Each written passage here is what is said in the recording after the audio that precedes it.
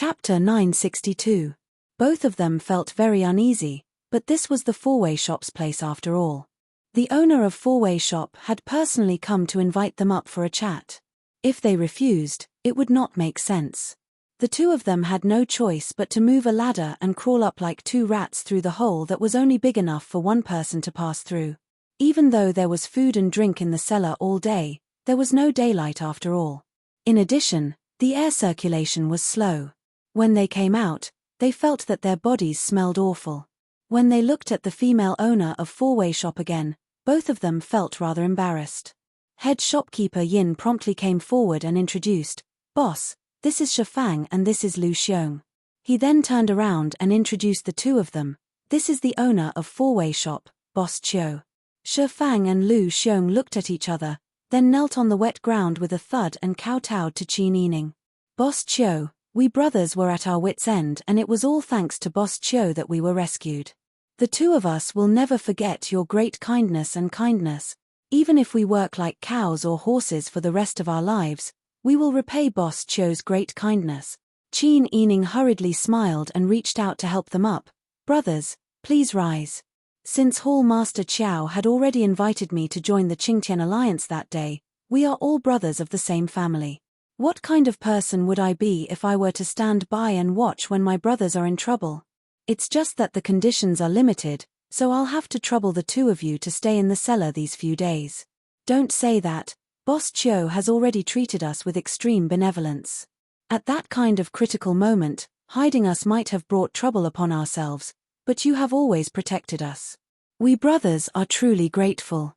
Qin Yining smiled and shook his head. "This is nothing, it's cold outside, let's go inside and talk." Head shopkeeper Yin also said, "Refreshments have already been prepared in the house." "Boss, brothers, this way please. Please." The two sides modestly went to the side room. Pang Xiao and Mu Jinghu both stood at inconspicuous positions, quietly treating themselves as decorations in the house. Meanwhile, head shopkeeper Yin left with his men after serving the tea. Pang Xiao was curious as to how Qin Yining would persuade the two of them. Even though he was standing in a corner, he had been discreetly looking in Qin Yining's direction. At this moment, Shifang and Lu Xiong were not in the mood to pay attention to the two ordinary-looking guards in the corner. Their hearts were filled with the excitement of seeing their saviors. "It's true. If it weren't for Boss Chiu's benevolence this time, we brothers definitely wouldn't have escaped Prince Zhongshiren's pursuit." "That's right. I don't know what's wrong with Prince Zhongshiren, but we brothers have no enmity with him, yet he unexpectedly wants to kill us." At that time, there were 4 brothers outside, including us. The other 2 brothers were caught by the pursuers and died very miserably. Shifang wiped his face. "Prince Zhongshiren's actions are intolerable. If I don't take revenge, I won't be able to get rid of the hatred in my heart." Lu Xiong also said, "That's right. I also can't take this lying down. However, Prince Zhongshiren is of noble status and has a large number of troops under his command. Revenge is easier said than done. It's already good enough that we're able to live dutifully right now." Qin Yining couldn't help but glance back at Pang Xiao when he heard the two of them clamoring to take revenge on Pang Xiao, who was standing in the corner. Pang Xiao was still expressionless. Qin Yining coughed and sighed. "You're right. Prince Zhongshiren controls troops and battles all year round. Not to mention that we're alone now. Even if we brothers were still healthy, I'm afraid we'd still be like mantises trying to stop a chariot. However, Hall Master Chiao and the others were killed by Prince Zhongshiren's men for no reason. This time, we've lost so many brothers. I really can't take this lying down." Lu Xiong shook his head and said, "What can we do if we can't take this lying down? Could it be that Boss Chiu has a way to deal with him?" Qin Yining smiled bitterly and said, "Although my four-way pass seems to be a big deal, it's nothing in front of a true noble. With the four-way pass's ability, we really don't have the confidence to go against Prince Zhongshiren. When the time comes, I'm afraid our bones will be chewed up by him. In the entire Huichuan County, I'm afraid that only Zhong Ibor can contend against Prince Zhongshiren." Pang Xiao blinked as he listened to Qin Yining's nonsense. Finally, he was involved. Those who weren't familiar with him might not know, but looking at Qin Yining's small appearance, It was obvious that he was up to no good. However, Shifang's eyes lit up. Zhong Yibor can indeed contend against Prince Zhongshuren. I've heard people say before that Zhong Yibor is from the Lu family. The Lu family is very capable. Although Prince Zhongshuren is good at war, if he really goes against the Lu family, his foundation is much weaker. If you ask me, if we can ally with Zhong Yibor, it's not impossible to get revenge. Qin Yining repeatedly waved his hand and sighed. Brother Shi, don't overestimate me. I'm just a small four-way pass. Zhong Yibor won't even put me in his eyes. You also know that he's from the Lu family. His family has a lot of gold and silver. Even if I take out all my wealth to bribe him, he might not even put me in his eyes. If you want to persuade him to help you get revenge, it's harder than ascending to heaven. However, Shifang shook his head and said, I do have a suggestion. If I say it, Brother Lu and Boss Chiu can help think it over. After all, there are only 3 of us left in the Qingtian alliance. Lu Xiong could vaguely guess what Shifang was thinking and was a little hesitant. Qin Yining didn't understand and asked, What are you talking about? Shifang looked at Mu Jinghu and Pang Xiao behind Qin Yining and said in a low voice, Is it convenient to talk here? Qin Yining smiled, It's convenient. These are all my trusted aides. I bring them with me no matter what I do.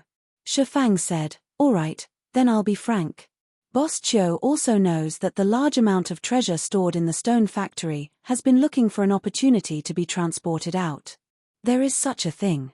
However, the supervising imperial envoy and the county magistrate have already taken up their positions. Previously, when I discussed this matter with Hall Master Qiao, it was already too late. Whether it's Prince Zhongshuren or Zhong Yibor, they won't let anyone who steals materials from the imperial mausoleum off the hook. As Qin Yining spoke, he suddenly looked at Shifang and blinked. Brother Shi, are you thinking of using this treasure as a bargaining chip? Smart. Shifang gave him a thumbs up and said, If I don't get revenge, it will be difficult to get rid of the hatred in my heart. My brothers in the underworld will also not be able to rest in peace. We don't have any other wealth to use as a bargaining chip, so we can't persuade Zhong Yibor. However, Zhong Yibor will definitely be interested in this treasure. Qin Yining nodded, he will indeed be interested. However, if we tell him, I'm afraid that we won't be able to get all of this treasure. Sigh, for the sake of this treasure, so many of our brothers have died. The 2 of us have already discussed this in the cellar. If we can get some of it, it will naturally be good. If we can't get it, then it means that our lives are poor. If we don't take this wealth with us, even if you give us so much treasure, we won't have the life to use it. Lu Xiong agreed, compared to our lives, the treasure is nothing. We brothers can't bear to take this lying down. When the 2 of them said this, they looked at Qin Yining with apprehension. They knew that this woman now had the power to decide their lives. If she didn't want to reveal the secret of the treasure and they had the intention to do so, she would definitely kill them to silence them. Then, she would find an opportunity to take the treasure for herself. Therefore, the 2 of them were betting. They were betting that this woman would be able to save their lives when they were in danger. She should be a person who valued the code of brotherhood in the Jianghu. Qin Yining thought for a moment, then said, In order to avenge our brothers, Brother Lu and Brother Shi are both planning to give up on hiding the treasure. The 2 of them shook their heads and said, We're not giving up completely, but we really can't find any other good ideas. If we can get 1 or 2 of them, that would be even better. Qin Yining thought for a moment, then said, I think that this idea is not impossible. To be honest, although the treasure is good, it's a hot potato. Once the treasure is in our hands, the 3 of us will become the target of everyone. If we don't have this treasure, we brothers can still live a good life. We won't be so poor that we'll lose our lives. If we tell Zhong Yibor about this and ask Zhong Yibor to help us take revenge against Prince Zhongshuren, I'll agree. The 2 of them sighed in relief and couldn't help but praise, although Boss Chiu is a woman, she's broad-minded and generous. We brothers admire her very much. You're too kind. Qin Yining smiled embarrassedly. To be honest with you 2 brothers, I'm just scared. Qin Yining pointed at the furnishings in the room and said, It's not easy for a woman like me to do business. However, with my ability, I'll die if I go up against Prince Zhongshuren's army. I'll also die if I go up against the Lu clan. One's ability depends on how big a bowl of rice they eat. When Hall Master Qiao and the others met with mishap, I was really scared. If not for the treasure, Hall Master Qiao and his brothers would still be alive and well. Qin Yining shook her head as she spoke, her voice hoarse and choked with sobs. If you two brothers think it's feasible, I have no objections. After the funeral, if you two brothers don't mind, you can work with me at Sitong's shop. You can still live a good life. These words struck a chord in Shifang and Lu Xiong's hearts. They had been hunted down for a long time and were already scared. The life they yearned for now wasn't to sit on a mountain of gold and silver. They knew that even if they had the chance to sit on a mountain of gold and silver, it wouldn't belong to them in the end. They might even lose their lives. What they yearned for now was stability. This treasure was a hot potato. It was better to leave it to someone more capable. Wonderful. I didn't expect Boss Qiu to be such a reasonable and straightforward person. Since you don't object, then it's decided. Qin Yining smiled and nodded, then asked, how do you two brothers plan to tell Zhongyebo? Chapter 963. Qin Yining nodded in agreement. It's normal to be on guard. After all, Zhongyebo is a powerful figure. In his eyes, you and I are both insignificant people. It's good to be prepared. However, I've always had a question in my heart. Since I hit it off with the two of you today, I'll be frank with you. I hope you can help me clear up my confusion. Lu Xiong and Shifang both nodded with serious expressions. Boss Qiu, please speak. Qin Yining smiled as he looked at the two of them, saying, just now, the two of you were wondering why Prince Zhongshiren wanted to kill Hall Master Qiao and the other brothers. The two of them felt their hearts skip a beat. It seemed that Qin Yining was trying to be polite before resorting to force. Just now, everything had gone according to their wishes and he had agreed to everything, giving them hope. Yet now, he suddenly asked this question. They thought that he hadn't thought of it yet. Now that they saw his calm and wise appearance, the two of them realized that they had made a grave mistake. They shouldn't have treated this woman as an ordinary woman and deceived her. The two of them thought of this at the same time and were speechless for a moment. Qin Yining smiled bitterly. The two of you don't want to say it. Forget it, I've been wondering about this for a long time. Since we're all members of the Qingtian Alliance, and Prince Zhongshiren is the Alliance Master, why would she let her husband kill Hall Master Qiao and everyone else? After thinking about it for a long time, I realized that perhaps something unexplainable happened that made Prince Zhongshiren want to kill her subordinates. As the Alliance Master, she wouldn't kill all of her subordinates. Therefore, the people she killed must have had different ideals and opinions. Don't you think my guess is correct? Lu Xiong and Shifang looked at each other and finally reached a consensus. The two of them stood up at the same time and knelt down in front of Qin Yining. Boss Qiu, we didn't mean to hide it. It's just that someone had deceived you before, so it's hard to talk about it. Qin Yining frowned and asked softly, what is it? Shifang and Lu Xiong added with difficulty, actually, there is a reason why we know the whereabouts of this treasure. Back then, when the Alliance Master led us to seize the treasure, when the treasure was being transported, she decided to hand it over to Prince Zhongshiren. The existence of the Qingtian Alliance is for the welfare of the people. We have never thought that we would one day become the lackeys of the imperial court. As a woman, the Alliance head should follow her husband after marrying him. Not only is she wholeheartedly loyal to Prince Zhongshiren, but she has also repeatedly asked us to work for Prince Zhongshiren. We are already very disappointed. It wasn't until she decided to give the Dian dynasty's treasure to Prince Zhongshiren that we were finally disappointed in her. At that time, there was a Mrs. Liao in the Alliance who plotted to move the treasure out of the Alliance Master's hands. At that time, the Earth Dragon turned over and Your Majesty was transporting stone for the construction of the Imperial Mausoleum.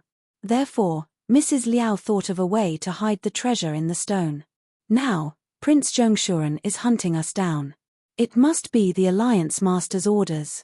We are protecting the original beliefs of the Qingtian Alliance, but the Alliance Master bears a grudge against us for moving the treasure. She thinks that we are traitors of the Qingtian Alliance and wants to kill us. The two of them spoke one after another, clearly expressing their thoughts. Qin Yining, the Alliance Master, was sitting there. For a moment, he was somewhat dazed. It turned out that they had such an image of him in their hearts. Lu Xiong said, because of the Alliance Master, the entire Qingtian Alliance has become the lackeys of the imperial court. For the sake of our original beliefs, we have to adhere to the right path. It is really difficult, but Boss Chiu, you also know that if you want to adhere to the truth, you often have to pay a painful price. Qin Yining nodded. I understand. Now that you've said it like this, all the suspicious points can be explained. Actually, when Hall Master Qiao first came to tell me that you are the Qingtian Alliance and that your Alliance Master is the princess consort, I once thought that since you knew the whereabouts of the treasure, why didn't you ask your Alliance Master to do it in private? I guessed that Hall Master Qiao had the intention of taking the treasure for himself, and I also wanted a share of the profits. But now it sounds like you don't just want to take the treasure for yourself. You don't want the treasure to fall into the hands of the imperial court. Lu Xiong nodded in shame. That's right. Now you know that we, along with the 8 brothers who died, are all traitors in the eyes of the Qingtian Alliance. Our ideals are different from the Alliance Master and the other brothers of the Qingtian Alliance. In other words, it was impossible for Boss Chiu to look forward to the day when he could establish a relationship with the princess consort just because he was a member of the Qingtian Alliance. Qin Yining understood. She smiled bitterly and said, I know. Forget it, this matter isn't your fault. Since I have joined the Qingtian Alliance, then we are still brothers. You were able to stick to your original beliefs because your Alliance Master, the princess consort, involved too many court battles and caused the entire Qingtian Alliance to change.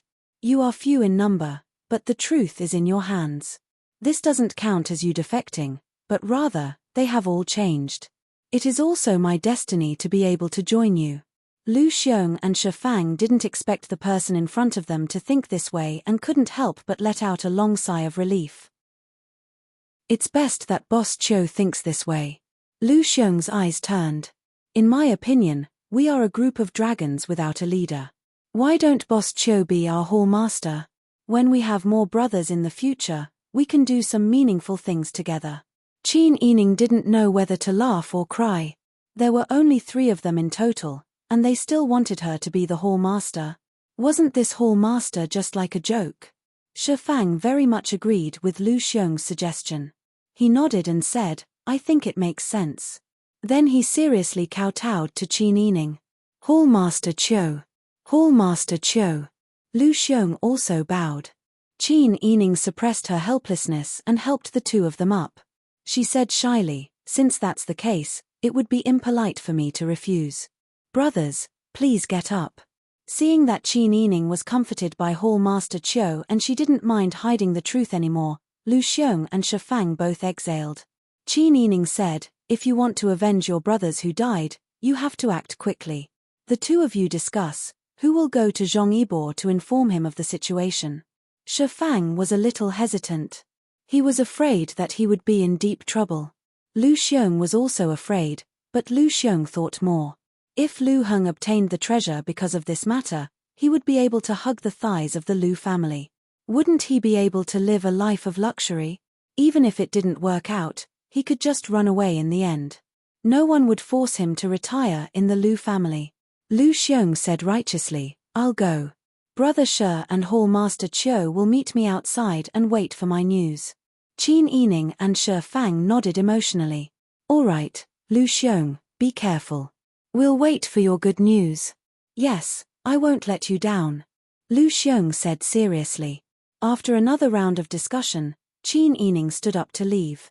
Shi Fang returned to the cellar where they were hiding, while Lu Xiong braved the rain and left Fourway in first. Qin Yining sat for a while longer before taking her guards and maidservants to bid farewell to Manager Yin. I'll have to trouble head shopkeeper Yin for the next few days. Keep an eye on the people in the cellar. Don't worry. Head shopkeeper Yin nodded with a smile. If anything happens, I'll send someone to inform you immediately. Qin Yining nodded and got into the carriage to return to the prince's residence. Along the way, Pang Xiao sat in the carriage and chatted with Qin Yining. Mu Jinghu, on the other hand, maintained his disguise and sat on the shaft of the carriage. Qin Yining said softly, I never knew that these people actually thought this way. No wonder Madame Liao suddenly changed her mind and hid the treasure. In their hearts, I've already defected to the imperial court. Pang Xiao rubbed Qin Yining's forehead. Don't think so much. You can lead everyone onto the right path. At least we won't have to be so careful and hide from the imperial court like we were in Dian. You're leading everyone onto the right path now. You've even helped your majesty regain the throne. This great merit and glory belongs to you and the Qingtian alliance. You've done a good job as the alliance leader. Why do you have to deny yourself because of a small group of people? I know. I understand the reason, but I still feel a little uncomfortable when I hear these words. Qin Yining smiled and said, it doesn't matter if they don't tell the truth. Now, we just have to wait and see Lu Heng's reaction. Pang Xiao also nodded. I think, with Lu Heng's character, whether he believes it or not, he will personally investigate this treasure. As long as he does, he will fall into this pit and never be able to climb out again. Qin Yining said, since ancient times, wealth has moved people's hearts. Even the head of the Lu family is no exception. Pang Xiao also smiled and nodded. The carriage did not return directly to the prince's residence. Instead, it circled around the city a few times. Halfway through, it changed into a carriage that belonged to the prince's residence in a quiet alley. Mu Jinghu and the guard who acted as the coachman hid on the side wearing raincoats. Qin Yining helped Ziyuan and Qin Yining get off the carriage. With the help of Pang Xiao, they stepped on the wooden stool and got on the carriage. However, at this moment, someone suddenly walked past the alley. Bian Ruohan, who was wearing a cloak and accompanied by a group of maidservants, walked towards them. She saw that someone was changing carriages in the alley and looked over curiously. When she saw that it was a beautiful woman dressed in men's clothing, Bian Ruohan looked at her curiously. When her gaze fell on the tall and ordinary-looking guard who actually reached out to help the woman dressed in men's clothing, Bian Ruohan's eyes revealed a hint of ridicule. It turned out that this woman was having an affair with that guard. Although Bian Ruohan was curious, she did not want to be nosy and continued to lead the group forward. At this moment, the sound of a carriage moving came from the alley. Bian Ruohan suddenly turned around and saw that the other party's carriage had already driven away. Bian Ruohan clicked her tongue twice. Such a beautiful woman actually likes to dress in men's clothing and hooked up with an ordinary-looking guard. The maidservants following her did not dare to say anything. They were all new to Bian Ruohan and served by her side. They knew what had happened to the people before them, so they did not dare to say anything. Unexpectedly, after taking a few steps, Bian Ruohan suddenly stopped. Chapter 964. Bian Ruohan stood in place, not caring about the rainwater that had formed a puddle under her feet. She also didn't care about the rainwater that fell from her umbrella and splashed onto the ground, dirtying her skirt. After a while, she suddenly realized, weren't those two maidservants who followed the carriage the Prince Zhongshuren's second-ranked maidservants? She couldn't have remembered wrongly. Although she couldn't remember the names of the two girls, she remembered their delicate faces. When she first saw those two maidservants, she was still wondering why Qin Yining had such a good life. Even the four maidservants who followed her were all outstanding. In contrast, the people who served her seemed especially mediocre. Now it seemed that the woman who changed the carriage and wore men's clothes was someone from the prince's estate. No. She hadn't heard of any female guests coming to the prince's estate recently. Moreover, that figure was too similar to Qin Yining's. Perhaps it was Qin Yining in disguise. Bian Ruohan's hair stood on end when she saw Qin Yining's intimacy with the ordinary-looking guard. Qin Yining came out to have an affair. That's why she deliberately disguised herself. Bian Ruohan immediately became excited. Even her hands and feet that were wet and cold from the rain suddenly warmed up. She pretends to be a proper woman, but in fact, she's actually doing such a thing. How laughable. Bian Ruohan abruptly turned around and was met with the wooden faces of the maids and women who had accompanied her. Bian Ruohan instantly lost interest. Get out of the way. Pushing them aside one by one, Bian Ruohan turned the corner and got into her carriage. She urged, quickly catch up to that carriage. If you can't catch up, I'll drive you all out." The maidservants didn't dare to refute and nodded. The driver didn't dare to give a false response and hurriedly went in the direction of Qin Yining's carriage. Bien Ruohan didn't care how bumpy her carriage was because of the acceleration. Many of her hairpins fell out of her hair bun. "Quick, quick. Chase after him. If you lose him, I'll kill you." Bien Ruohan slammed the wooden walls of the carriage. The coachman was so scared that his body trembled. He didn't dare to be careless at all. He waved his whip and drove the carriage so fast that the maids and old women following the carriage were out of breath. Their raincoats were scattered, and they didn't care about being soaked by the rain. Soon, Bien Ruohan's carriage turned a corner. It was raining heavily, and there were no pedestrians on the streets. Through the layers of rain, she could see Qin Yining's carriage driving ahead. Bien Ruohan lifted the curtain and craned her neck to look forward. She confirmed that there was only one imperial bodyguard on the shaft of the carriage, walking side by side with the coachman.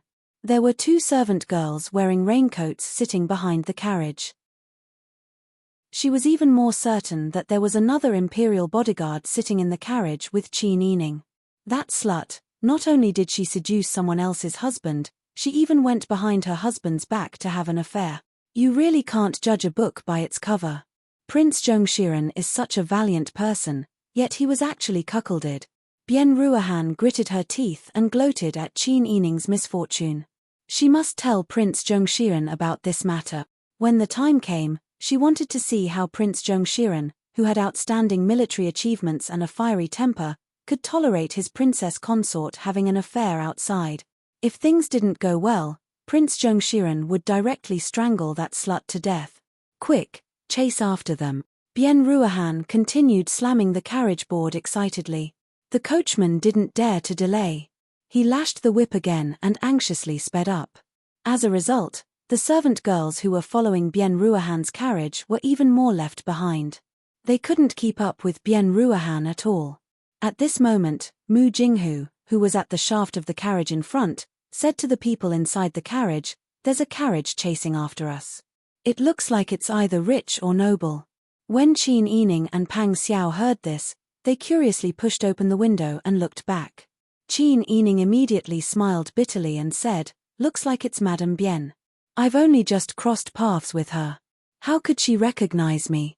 Pang Xiao looked at Qin Yining and smiled. "Actually, with your disguise, there's absolutely no flaw in your face. People who aren't familiar with you definitely won't be able to recognize you. But people who are familiar with you, if they carefully observe your figure and mannerisms, there's actually still a flaw." Qin Yining nodded. Perhaps Madame Bien saw through something. Who knows?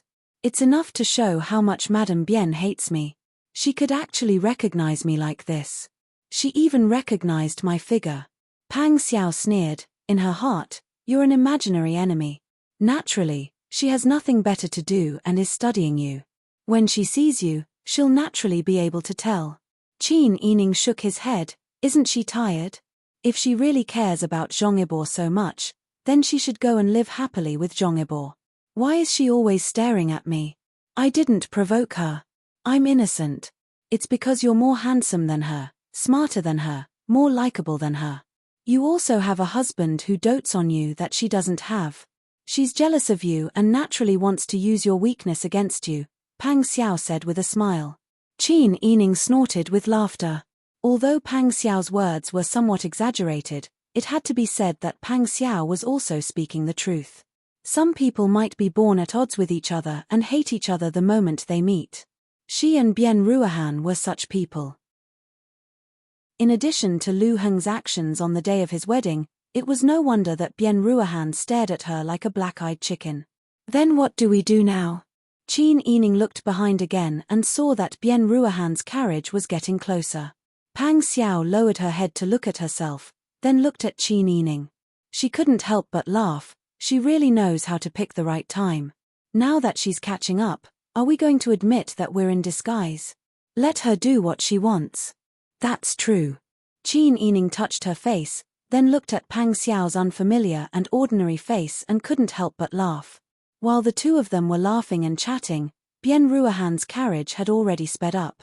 "Overtake them and stop the carriage in front."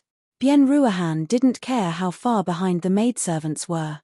He only cared about urging the carriage driver to speed up. The carriage driver had no choice but to keep pushing the carriage. It was a rainy day and the commoners didn't go out if they could, so the streets were very spacious. Otherwise, if the carriage crashed into someone, it would be fatal. Bien Ruahan's carriage galloped all the way. The horse's rear end was scratched a few times by the rains. Finally, it overtook Qin Yining's carriage. Bien Ruahan yelled, "Stop them! Stop them!" The carriage driver felt bitter. He had no choice but to use his best skills to stop the carriage and block the carriage in the middle of the road, blocking the carriage behind them. Bien Ruahan's head hit the wall of the carriage and she almost fainted from the impact. However, she couldn't care less at this moment. Qin Yining's carriage had already slowed down when the other party tried to stop it. Bien Ruahan didn't care if his head hurt. He pushed the carriage driver away and jumped down. He walked in front of Qin Yining's carriage in a few steps and sneered, "Qin, I saw everything you did." Pang Xiao and Qin Yining looked at each other in the carriage, then lifted the curtain and said in a low voice, "Who are you? Why are you blocking our way? Get out of the way. Get out of the way. I'm talking. It's none of your business. You're just an adulterer. What right do you have to talk to me?" Bien Ruahan looked down on Qin Yining for having an affair. She looked down on him even more because he was a peasant with an ordinary face. This scolding stunned Qin Yining, Pang Xiao, and Mu Jinghu. Qin Yining didn't expect Bien Ruahan's imagination to be so rich. He didn't even do anything and he had already thought of a crime for her. Qin Yining said helplessly, "Let her go. We don't know her and we still have to hurry on." As soon as she spoke, Bien Ruahan immediately put her hands on her hips and shouted, "Get out here. Qin, don't think that I don't know what you've done. You pretend to be a good person in front of the common people. You sell food and speak empty word. If people find out that you're having an affair outside, they will worship you like a god. Those ignorant people have been deceived by your sanctimonious appearance. What kind of rich family do you think you are? What kind of Prince Zhongxian's concubine are you? Does your Wang Yi know that you're having an affair outside? Let me tell you, a vicious woman like you who doesn't abide by the virtues of a woman deserves to be drowned in a pig's cage. I'm going to tell your Wang Yi about this right now. I'll see how you'll end up." Bien Ruahan's voice was very sharp.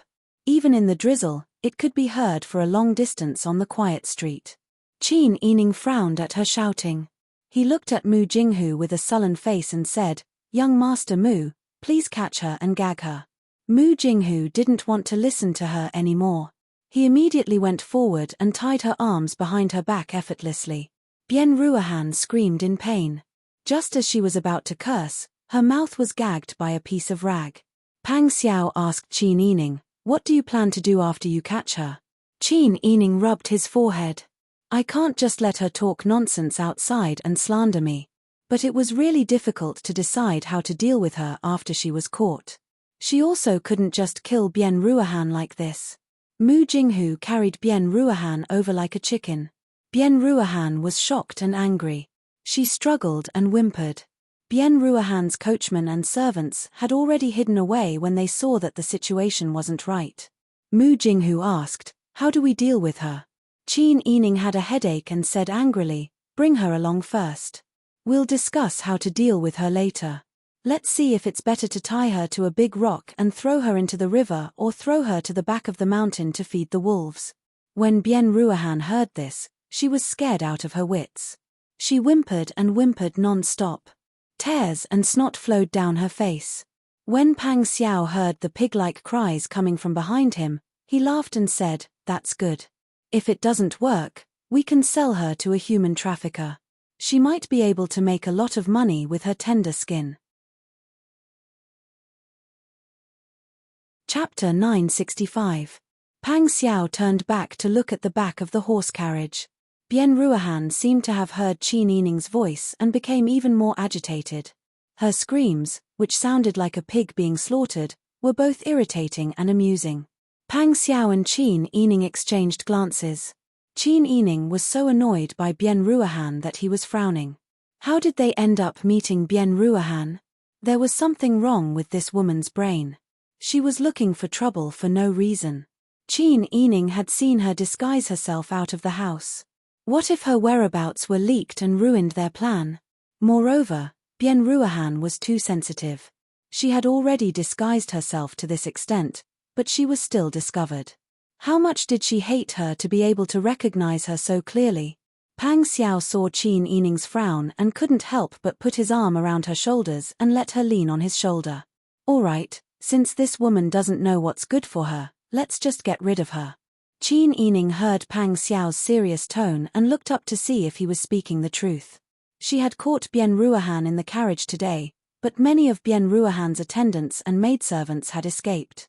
If she really did anything to Bian Ruohan, wouldn't she be causing trouble for herself? No matter how much Lu Heng disliked Bian Ruohan, he still wanted to save his face.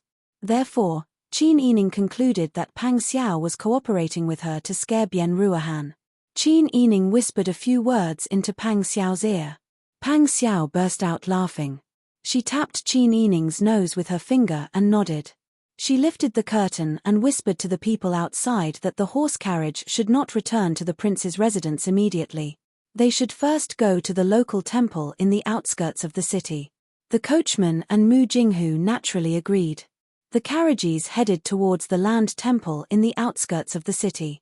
In the carriage behind them, Bian Ruohan's hands were tied and his mouth was stuffed with a rag. He could only sob and weep. Han Xiao, Zi Yuan, and the other two guards carefully watched over her. No matter how she groaned, they didn't have the slightest intention to let her go. Bian Ruohan could vaguely hear the words "kill her" and "chop off her head" coming from the car in front of him.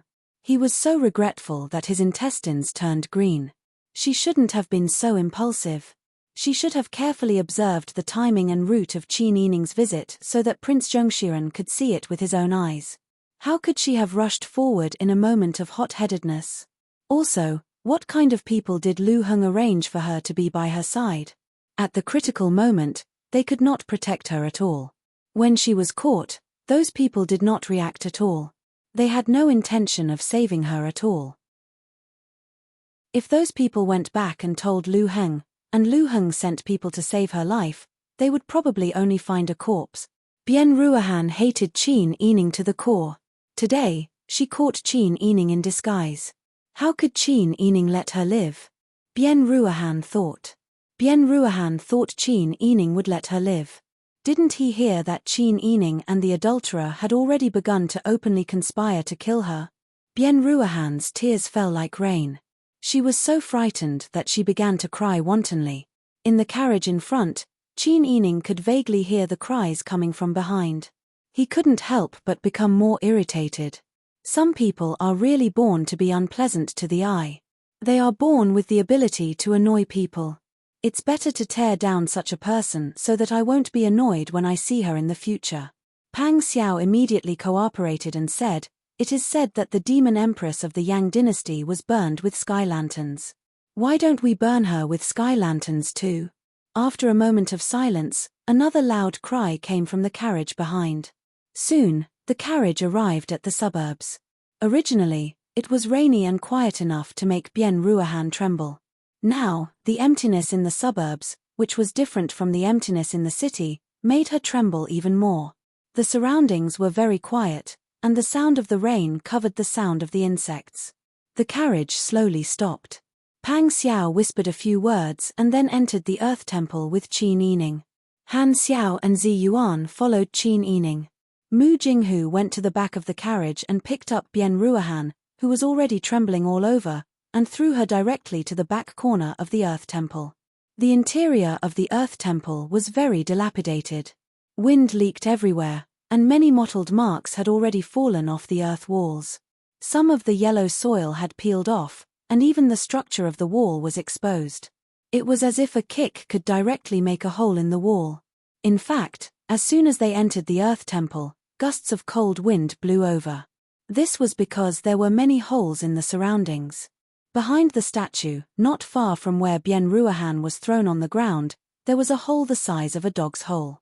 From there, they could see the fields with water outside. Bian Ruohan was shivering from the gusts of wind, but she pricked up her ears in fear, trying to hear the words of the people in front of her clearly. She heard Qin Yining's voice, which could be recognized even if it was strangled, say, "It's really annoying. How can we meet such bad luck when we come out for a tryst? We might as well kill her as soon as we arrive, take away all her belongings, and throw her in the wilderness.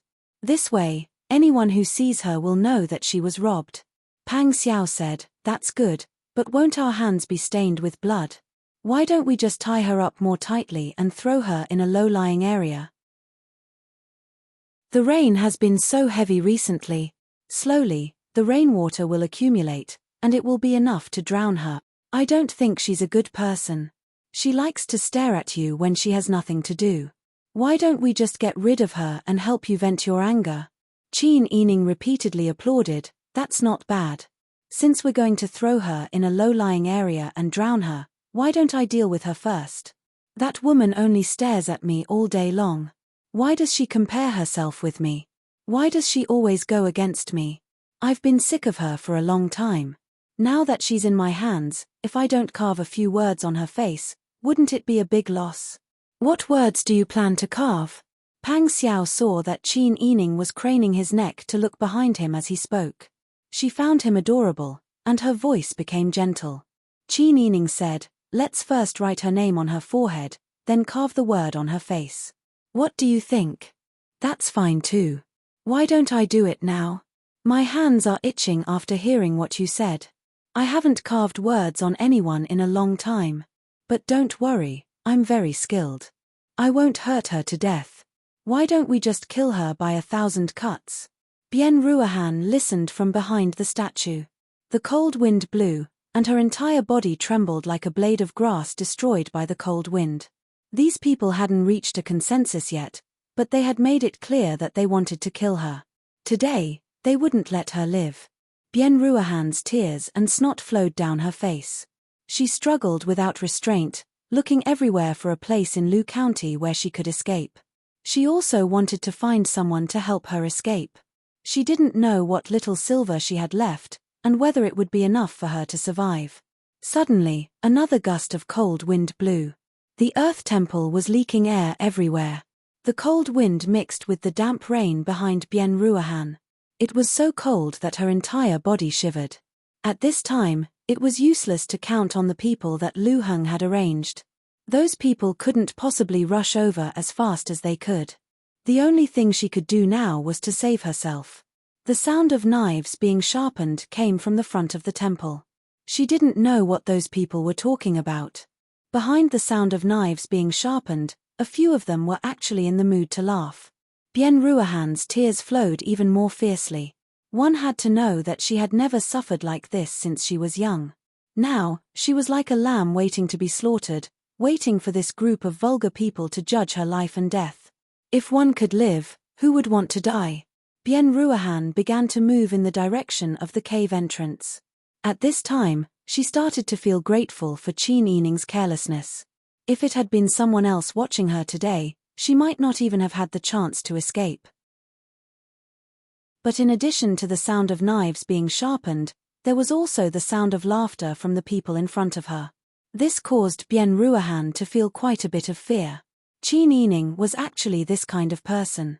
Not only did he disguise himself to steal someone's life, but he also didn't care about other people's lives. It was as easy as killing a chicken for him to kill her. Bian Ruohan didn't care whether she was in a sorry state or not. She tried her best not to make a sound as she crawled into the cave entrance. Fortunately, the other party looked down on a weak woman like her and only tied her arms, not her legs. As long as she crawled out quietly, she could immediately escape and find a place to hide. Qin Yining and Pang Xiao were discussing how to deal with Bian Ruohan. Their mouths were dry from talking. Qin Yining looked inquiringly at Mu Jinghu. Mu Jinghu crossed his arms and looked behind the statue. Finally, he nodded. Qin Yining immediately lowered his voice and said, "She has already escaped." Mu Jinghu came forward and said in a low voice, "I don't want to say this, but that woman is too stupid. It took her so much effort to crawl out." Qin Yining shook his head and sighed, "That's right. She is too stupid. If they really wanted to capture her, she wouldn't have had any chance to escape." Pang Xiao said in amusement, "You just said so many irrelevant things. Aren't you afraid that she will spread rumors to slander you after she escapes?" "She will definitely. But if she says it, someone needs to believe it. Moreover, no one was stupid. How could her words without any evidence be believed by others? I am a princess consort. I am not crazy. Why would I want to kill a countess? She probably thinks so. She sees you as an enemy. Naturally, she won't think that you will treat her well. It doesn't matter. Anyway, she has been hostile to me since the beginning.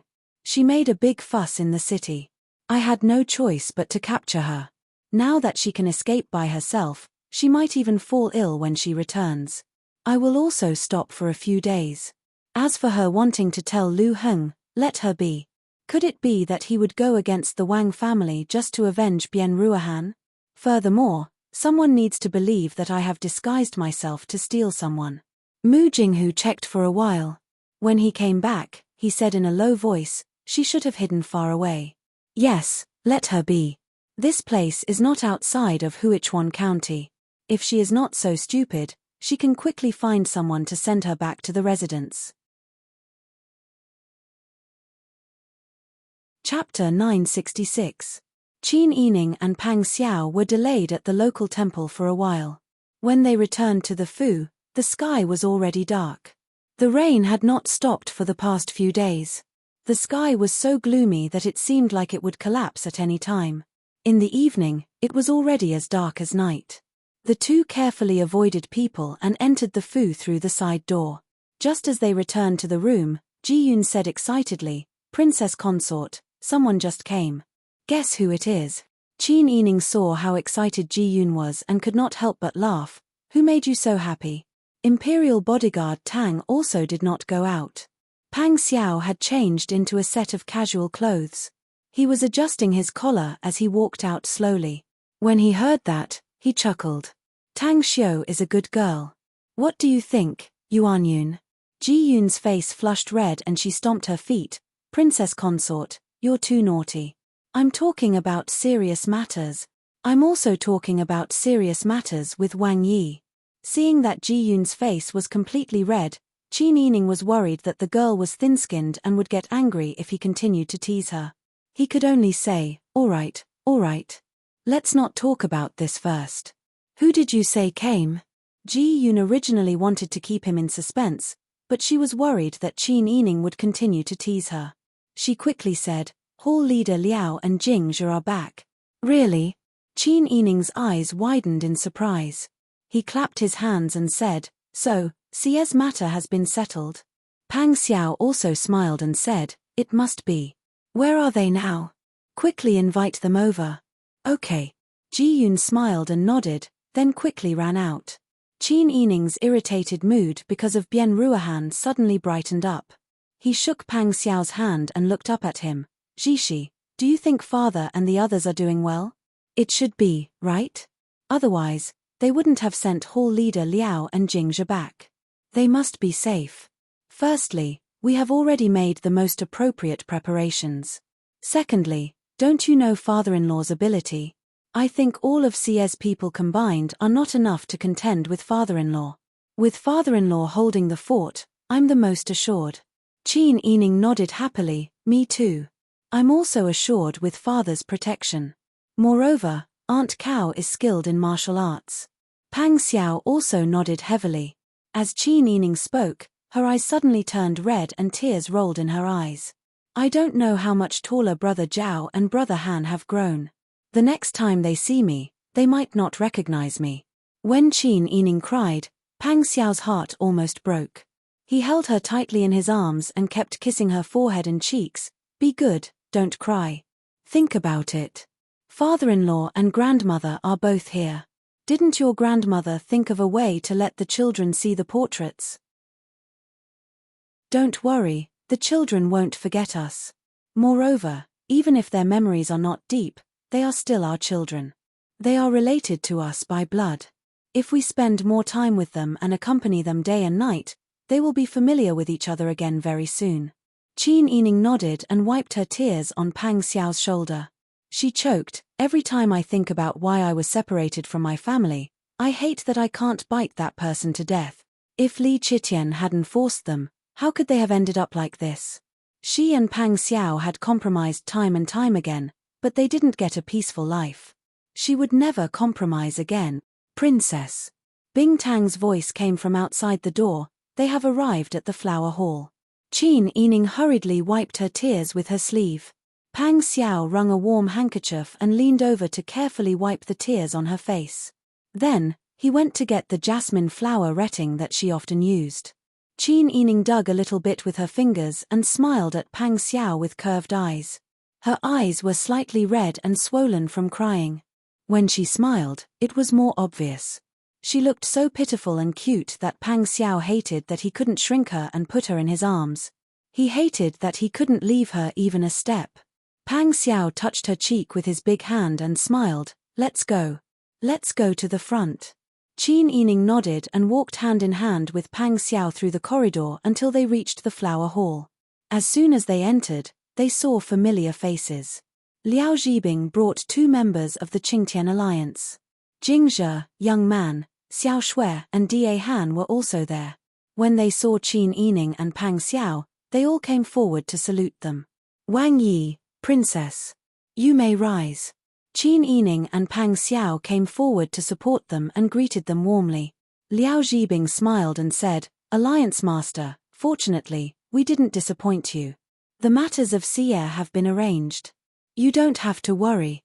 Old Master Qin is really the reincarnation of Zhuge Liang. Everything in Xie is now under Old Master Qin's control. The methods and routes of entering and leaving Xie have also been figured out. You really don't have to worry."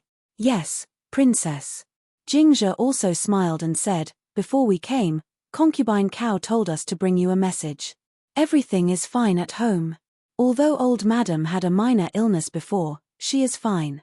As for Brother Zhao and Brother Han, they are the treasures of the whole family. Everything is fine." Yes, Princess, don't worry.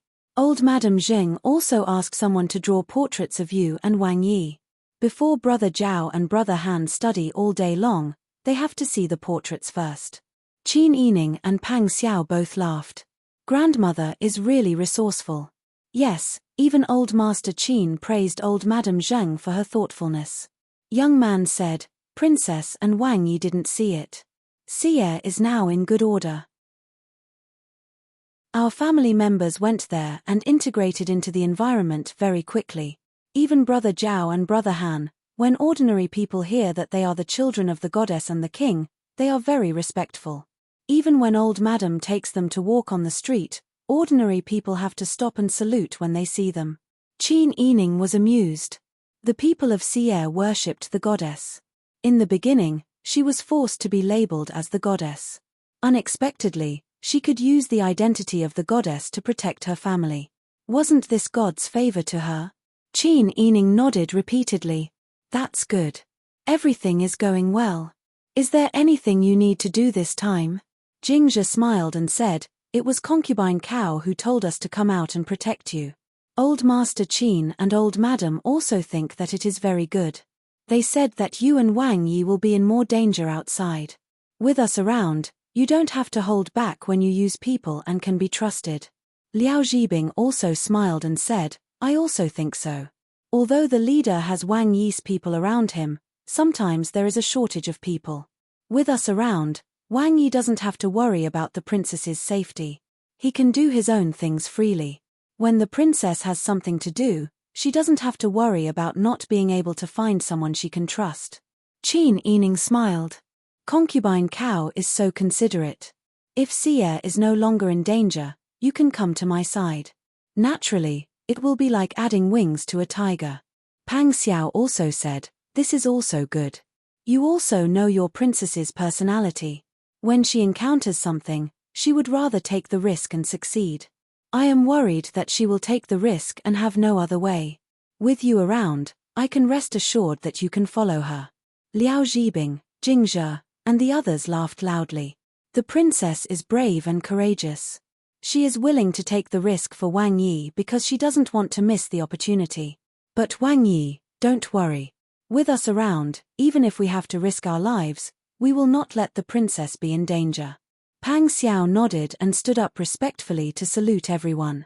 Then I will have to trouble everyone. Liao Zhibing, Jing Zhe, and the others were shocked. They hurriedly stood up to avoid Pang Xiao's salute and turned to salute. Wang Yi, please don't make us feel embarrassed. It is our duty to be loyal to the princess. The two of them spoke for a while before Liao Zhibing said, Alliance Master, there is actually one more thing. What is it? When we left Xie, we sensed that the Taytan people were moving their troops in the desert. Because the enemy's defense was too tight and there were many dangers in the desert, we were not able to investigate in detail what the Taytan wanted to do. But looking at them, it seemed like they were about to fight a hard battle. When Qin Yining and Pang Xiao heard this, their faces instantly tensed. The war between Diegu and the Taytan had lasted for so long. They could imagine how much effort Ji Zheyu had put in to quell the chaos in the north and return peace to the people. Peace was not easy to come by. Sai Qin had also tasted the bitterness. They all believed that the Taytan had lost the ability to continue harassing the north and that they could peacefully develop on their own. But if the Taytan really secretly moved their troops, things would not be so simple. Even if Qin Yining and Pang Xiao did not like Li Qiqian's actions, they would not expect another war to break out. Once the Taytan and Diegu went to war, Diegu's tight treasury would drag down the entire war effort. In order to fight the war, the imperial court might have to increase all kinds of exorbitant taxes. There were already so many natural disasters, and now with the war, how would the people live? I understand. I'll get to the bottom of this. Pang Xiao said seriously, thank you for your information. Otherwise, if we were unprepared and the Taytan moved their troops, the people at the border would be the ones to suffer. Liao Zhibing said, Wang Yi, don't be so polite. We just did what we should do. Qin Yining smiled and said, I have already ordered people to prepare food and wine. Today, we must drink to our heart's content. Liao Zhibing, Jing Zhe, and the others naturally agreed. Qin Yining and Pang Xiao called Huzi, Tang Xiu, and the others. The group gathered in the reception pavilion to drink and chat. At the same time, in the Lu family, Lu Heng sat at the head of the table with a gentle smile on his face as he looked at Lu Xiong, who was kneeling on the ground. He twirled his fingers lightly and was obviously deep in thought. Lu Xiong was extremely nervous and his whole body was trembling. He had already told Lu Heng that the treasure was hidden in the stone factory, but her reaction was completely different from what he had expected. She didn't seem to be surprised, nor did she have the slightest interest in the treasure. She even suspected that the purpose of his visit was to harm people. Lu Xiong regretted it. He should not have volunteered. He should have left this matter to Shifang.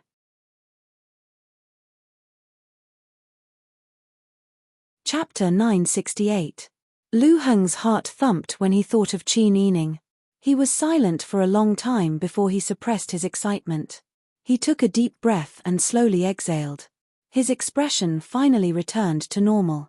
However, the servants didn't know what Lu Heng was thinking and only thought that he was extremely angry. The servants around Madam were all chased away. Lu Heng replaced them with servants so that they could serve Madam well. Now, the servants were all missing. Everyone lowered their heads and waited for Lu Heng's anger. Thinking of what happened to those people, everyone was terrified. They felt that they might not be able to survive today. Where did you find the carriage? Do you know why Madam ordered people to chase after the carriage? The maidservants looked at each other. One of them was smart and eloquent, and said, replying to Earl, it's in an alley at the corner of South Main Street. Madam just came out of the rouge shop with my servants. As for why she chased after the carriage, I think Madam knows that person. Knows? Lu Heng was surprised.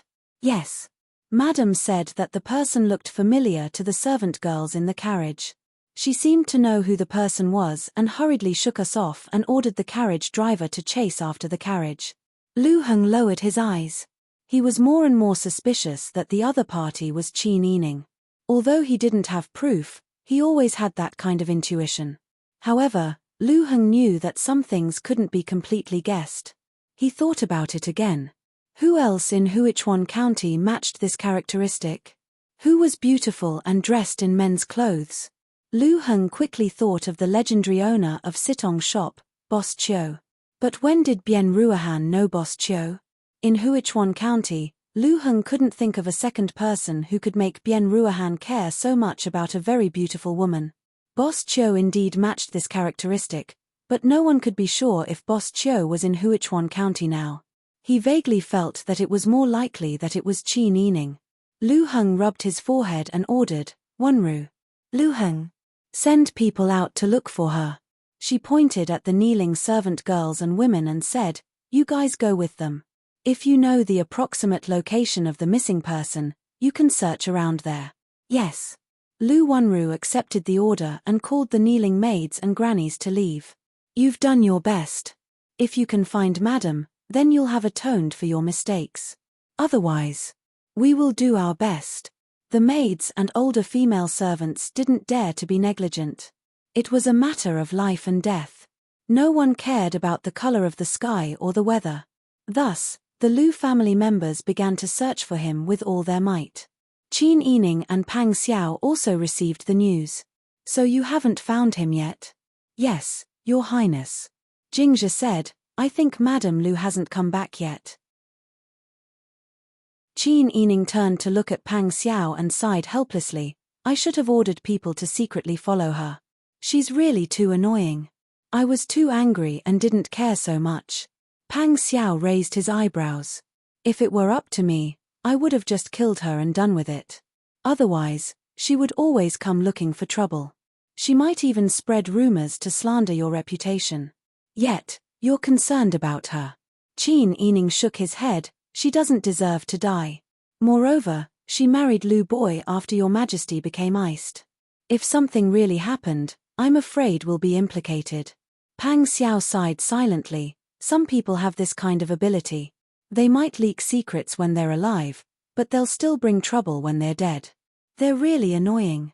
Qin Yining couldn't help but laugh when he heard Pang Xiao describe Bien Ruohan like this. He wasn't someone who liked to speak ill of others behind their backs.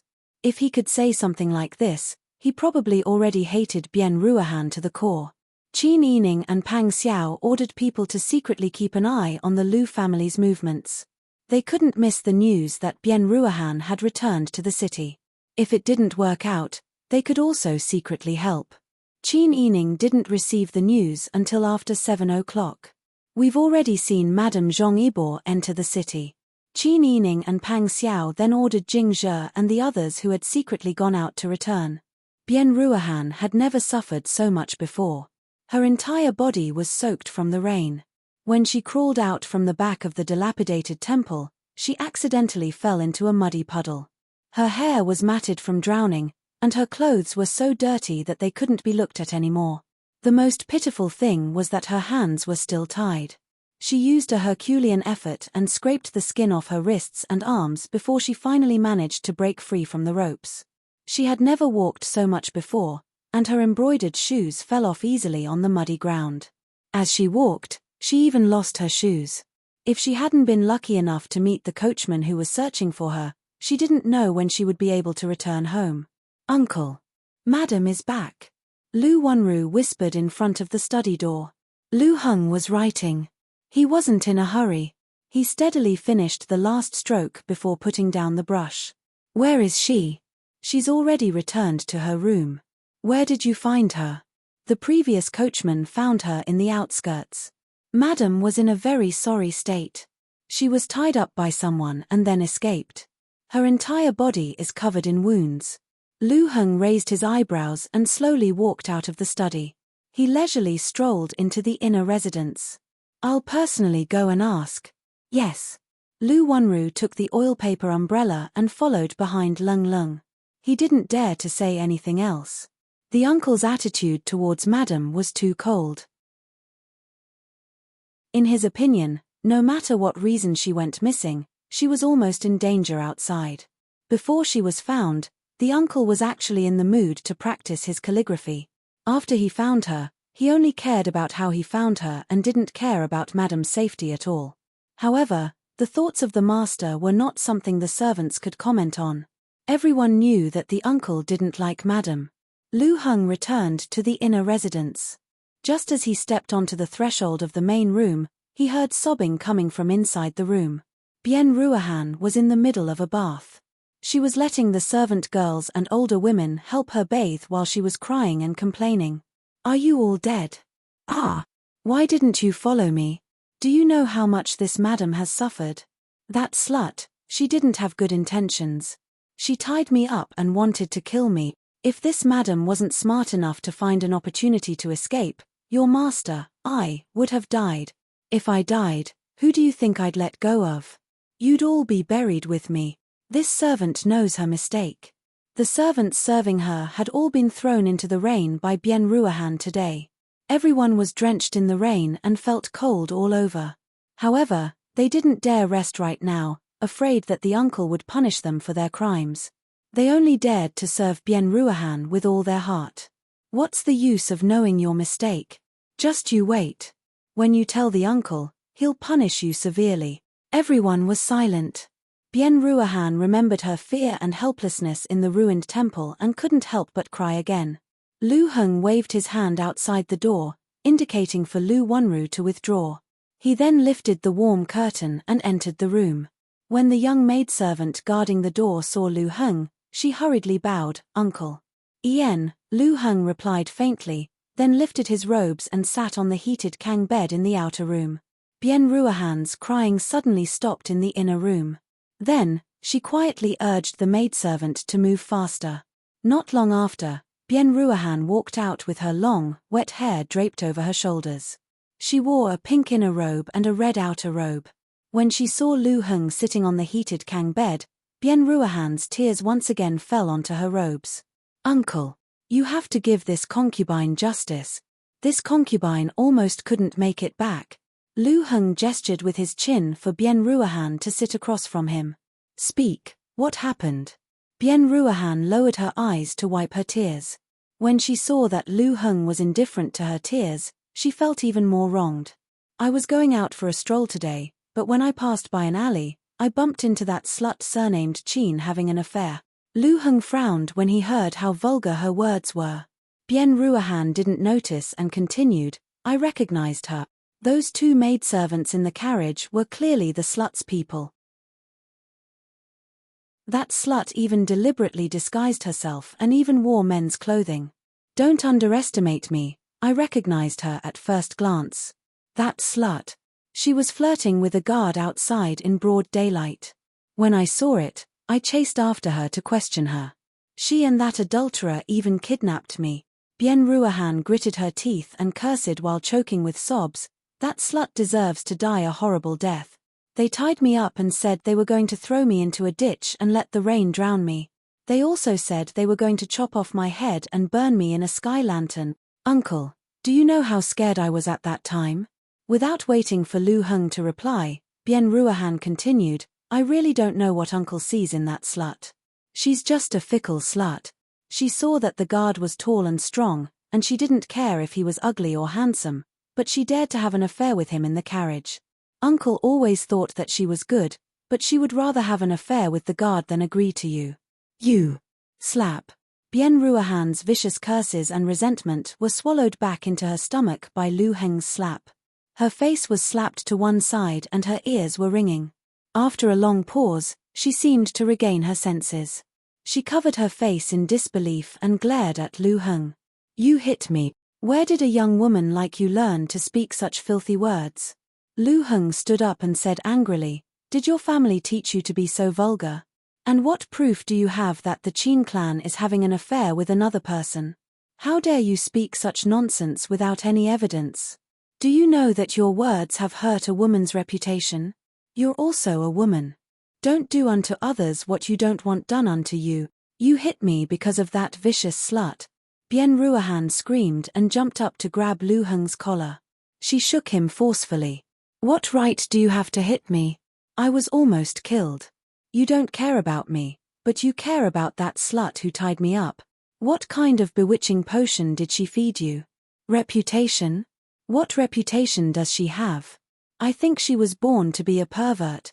Full of filthy words, vicious thoughts, unfaithful to your family, and causing trouble for no reason. A woman like you really makes one's stomach turn. Lu Heng's expression was cold as he flicked his sleeves and left.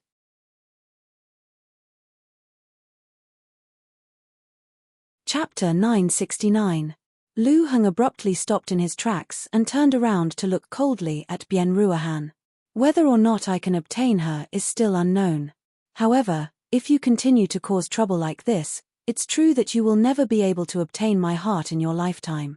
You're always criticizing others, but why don't you take a look at yourself? How are you any better than those shrews on the streets who stand on the side of the street and curse people?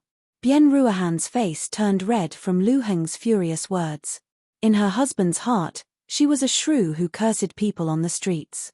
It seemed that no matter what she did, she couldn't enter Lu Heng's eyes. Even if that bitch with the surname Qin went out to have an affair, in Lu Heng's eyes, she was still as pure as ice and as pure as jade. Bian Ruohan's tears flowed uncontrollably. She gritted her teeth and said, "I can see that you just don't like me. You don't like anything I do or say.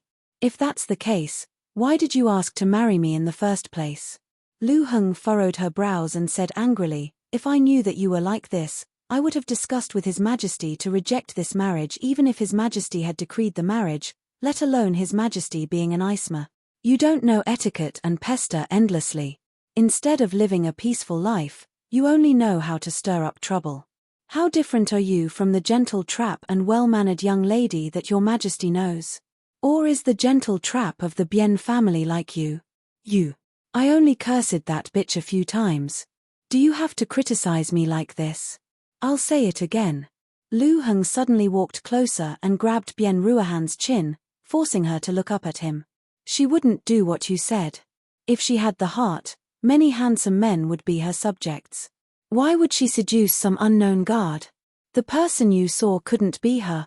It's her. I can't be wrong. Although she disguised herself, I could tell at a glance that it was her. You've really lost your mind." Lu Heng spat and let go of her hand in disgust, as if she had touched something dirty when she was pinching Bian Ruohan's chin. "You insist that it's the Qin family when you see a stranger.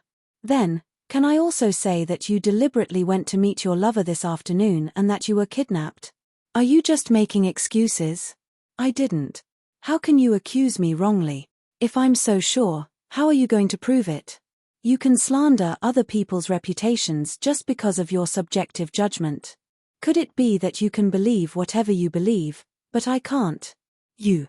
Lu Heng sneered and interrupted Bian Ruohan's next words. If it wasn't for the Qin Yining, he wouldn't have bothered to argue with this ignorant woman for so long. Lu Heng turned around and left. Bian Ruohan chased after Lu Heng and yelled, "You said that I'm wrongly accusing her, so I'm going to find evidence for you to see. She's as pure as ice and as pure as jade in your heart, so I'm going to let you know how perverted this woman is. She doesn't deserve your love." Lu Heng didn't even look back as he strode away. Bian Ruohan's face was swollen and full of tears. She clenched her fists and punched the pillar. The maids and grannies all kept quiet out of fear. After crying for a long time, Bian Ruohan finally shouted, "Let Bian Tong come here." Percent Qin Yining didn't want to take Bian Ruohan's life. Seeing that she had returned home safely, he was relieved. Lu Xiong has already gone to find Lu Heng. Presumably, once Lu Heng knows about the treasure, he'll definitely think of a way to verify it. Qin Yining leaned into Pang Xiao's arms and used him as a pillow. I just don't know what method Lu Heng will think of to verify it. Pang Xiao was holding Qin Yining with one arm and reading a military book with the other. When he heard this, he couldn't help but put down the book and kiss her cheek. This problem was originally mine, but now I've thrown it all to him.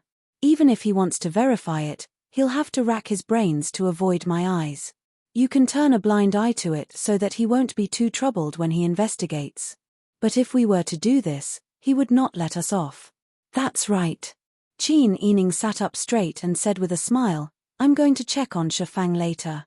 Shopkeeper Yin has arranged a place for him to stay and 2 maids to serve him. As the hall master, I have to show my face. Pang Xiao laughed heartily. From the alliance master to the hall master, my sister Yi is truly a talented leader no matter where she goes. If you praise me like this and others hear it and laugh at me, I won't let it go. Qin Yining stood up and called for Bing Tang and Ji Yun to help her change her clothes. She also had Smile inform Xie Yu in advance that she was going to change her appearance. After changing into men's clothes, Qin Yining said, "Now that Jingzhe and the others are all here, I'll just take them there. You don't have to make a special trip with them. Shi Fang is on his own, he can't do anything." Pang Xiao lowered his eyes and thought for a moment, then said, "That's fine. My people have already turned the city upside down and didn't look for anyone else. It can be seen that only Shi Fang and Lu Xiong are left. I don't plan to continue the search, so as not to cause the people to be on edge. You ask Mr. Xie to also disguise Jingzhe and the others. It's better to be careful." Qin Yining said seriously, "I know. Jingzhe and the others used to follow Qin Yining around a lot. Although they all had ordinary faces and were easily forgotten, if they met someone who was particularly familiar with Qin Yining, it wouldn't be difficult for them to recognize them." After Xie Yu disguised Qin Yining, she also put on some makeup for Jingzhe and the others. This time, Qin Yining didn't bring Ziyuan and Smile, only Jingzhe, Xiao Shui, Young Man, and Da Han. However, as soon as they went out and turned out of the alley, Jingzhe leaned close to the carriage and whispered, "Wang Fei, someone is following us." Qin Yining was taken aback. "Where did they start following us?" "I think it started when we went out. They already saw our carriage coming out of the Wangfu." Qin Yining narrowed his eyes and sneered, "It doesn't matter. We'll just walk on the street. Later, send someone to follow them and see where they came from." Yes. Qin Yining originally planned to see Shi Fang, but now it wasn't convenient for him to go.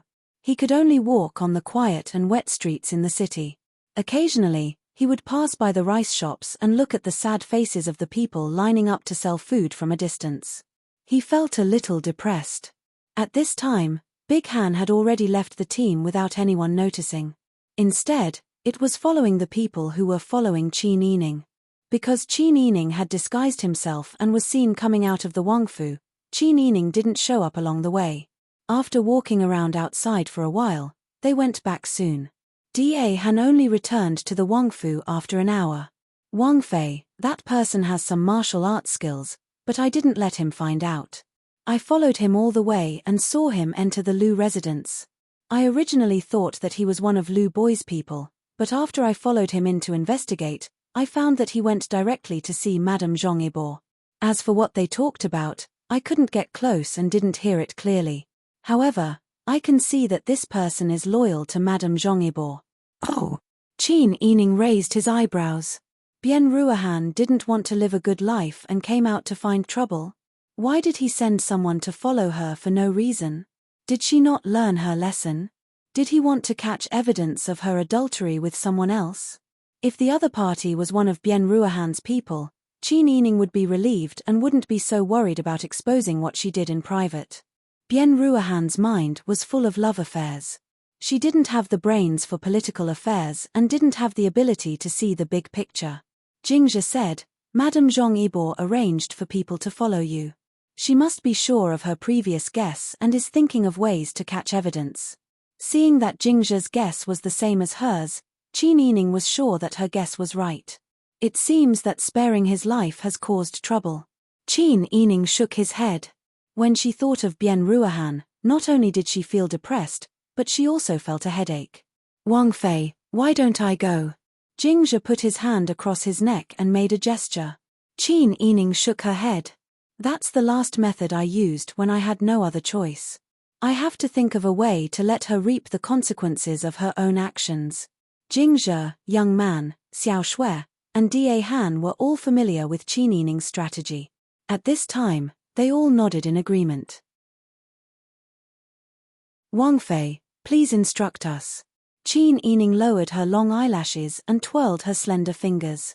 She smiled and said, "Come with me again tomorrow." "Yes." The four of them answered in unison. In the afternoon of the next day, Qin Yining informed Pang Xiao and left with her people. Soon, Jingzhe told Qin Yining, "Someone is following us again." Qin Yining nodded and said, "Don't worry about it. We'll go directly to the house in the south of the city. Don't react and just pretend that you didn't notice." "Understood." Jing Zhe and the others pretended that they didn't notice that someone was following them. They carefully escorted Qin Yining all the way to the house in the south of the city where Shifang was staying. Just as Qin Yining entered the house and went to talk to Shifang, Bian Tong, who had followed Qin Yining all the way here, hid herself and left quietly. She dashed back to the Lu family. Madam, I found it. Bian Ruohan was playing mahjong with the servant girls. When he heard this, he stood up and said, Really? Bian Tong nodded, panting. Really? That person really came from Prince Zhongxian's house. I found the house too. Good. Bian Ruohan was overjoyed. He clapped his hands and said, Are you sure she entered that house? I'm sure. I carefully hid my tracks and followed their carriage to the house in the south of the city.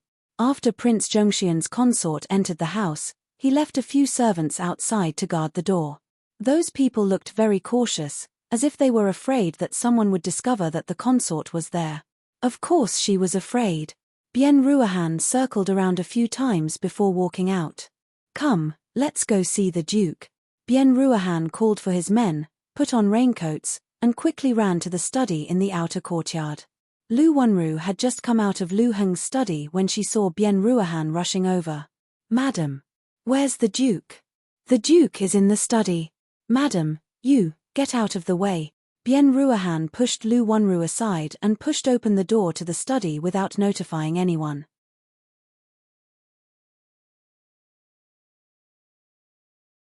Chapter 970. Bian Ruohan rushed in front of Lu Heng and slammed his hands on the table. His eyes shone with excitement as he leaned forward and stared at Lu Heng. Uncle, I found the Qin clan's adulterer. Lu Heng's face instantly darkened. What nonsense are you causing now? Bian Ruohan's eyes widened. I'm just telling the truth. I really did find the Qin clan's sweetheart's residence. If you don't believe me, you can immediately send someone over and catch them in bed. Why should I believe you when you're spouting such nonsense? If you want to go, then go yourself. Lu Heng said impatiently, Someone, take Madam back to rest. Yes. Lu Wenru lifted the curtain and entered, but she didn't dare to pull Bian Ruohan away. She could only say, Madam, please. Bian Ruohan pushed Lu Wenru hard and said angrily, Why won't you believe me? If I didn't have any evidence, why would I accuse her of having an affair? I know she has a special place in your heart, but you have to believe me. Lu Heng looked coldly at Bian Ruohan. He was so irritated that he wanted to strangle him to death. Bian Ruohan refused to get angry. Even if you don't believe me, you can still go and see if I'm telling the truth. You're devoted to her, but she rejected you on the surface and secretly had an affair with someone else. Would you rather be kept in the dark and be deceived by her? Don't be deceived by her sanctimonious appearance. She's just a piece of gold on the outside and rotten on the inside. Lu Heng looked at Bian Ruohan for a long time before smiling gently. What are you after, her? Bian Ruohan was angry and anxious. He said loudly, I just don't want to see you being deceived by her. I'm your first wife, but you're only thinking about that bitch. If she's a good person and you're thinking about her wholeheartedly, then I'll just admit that I'm unlucky. Who told me to be inferior to her? But she's just like that.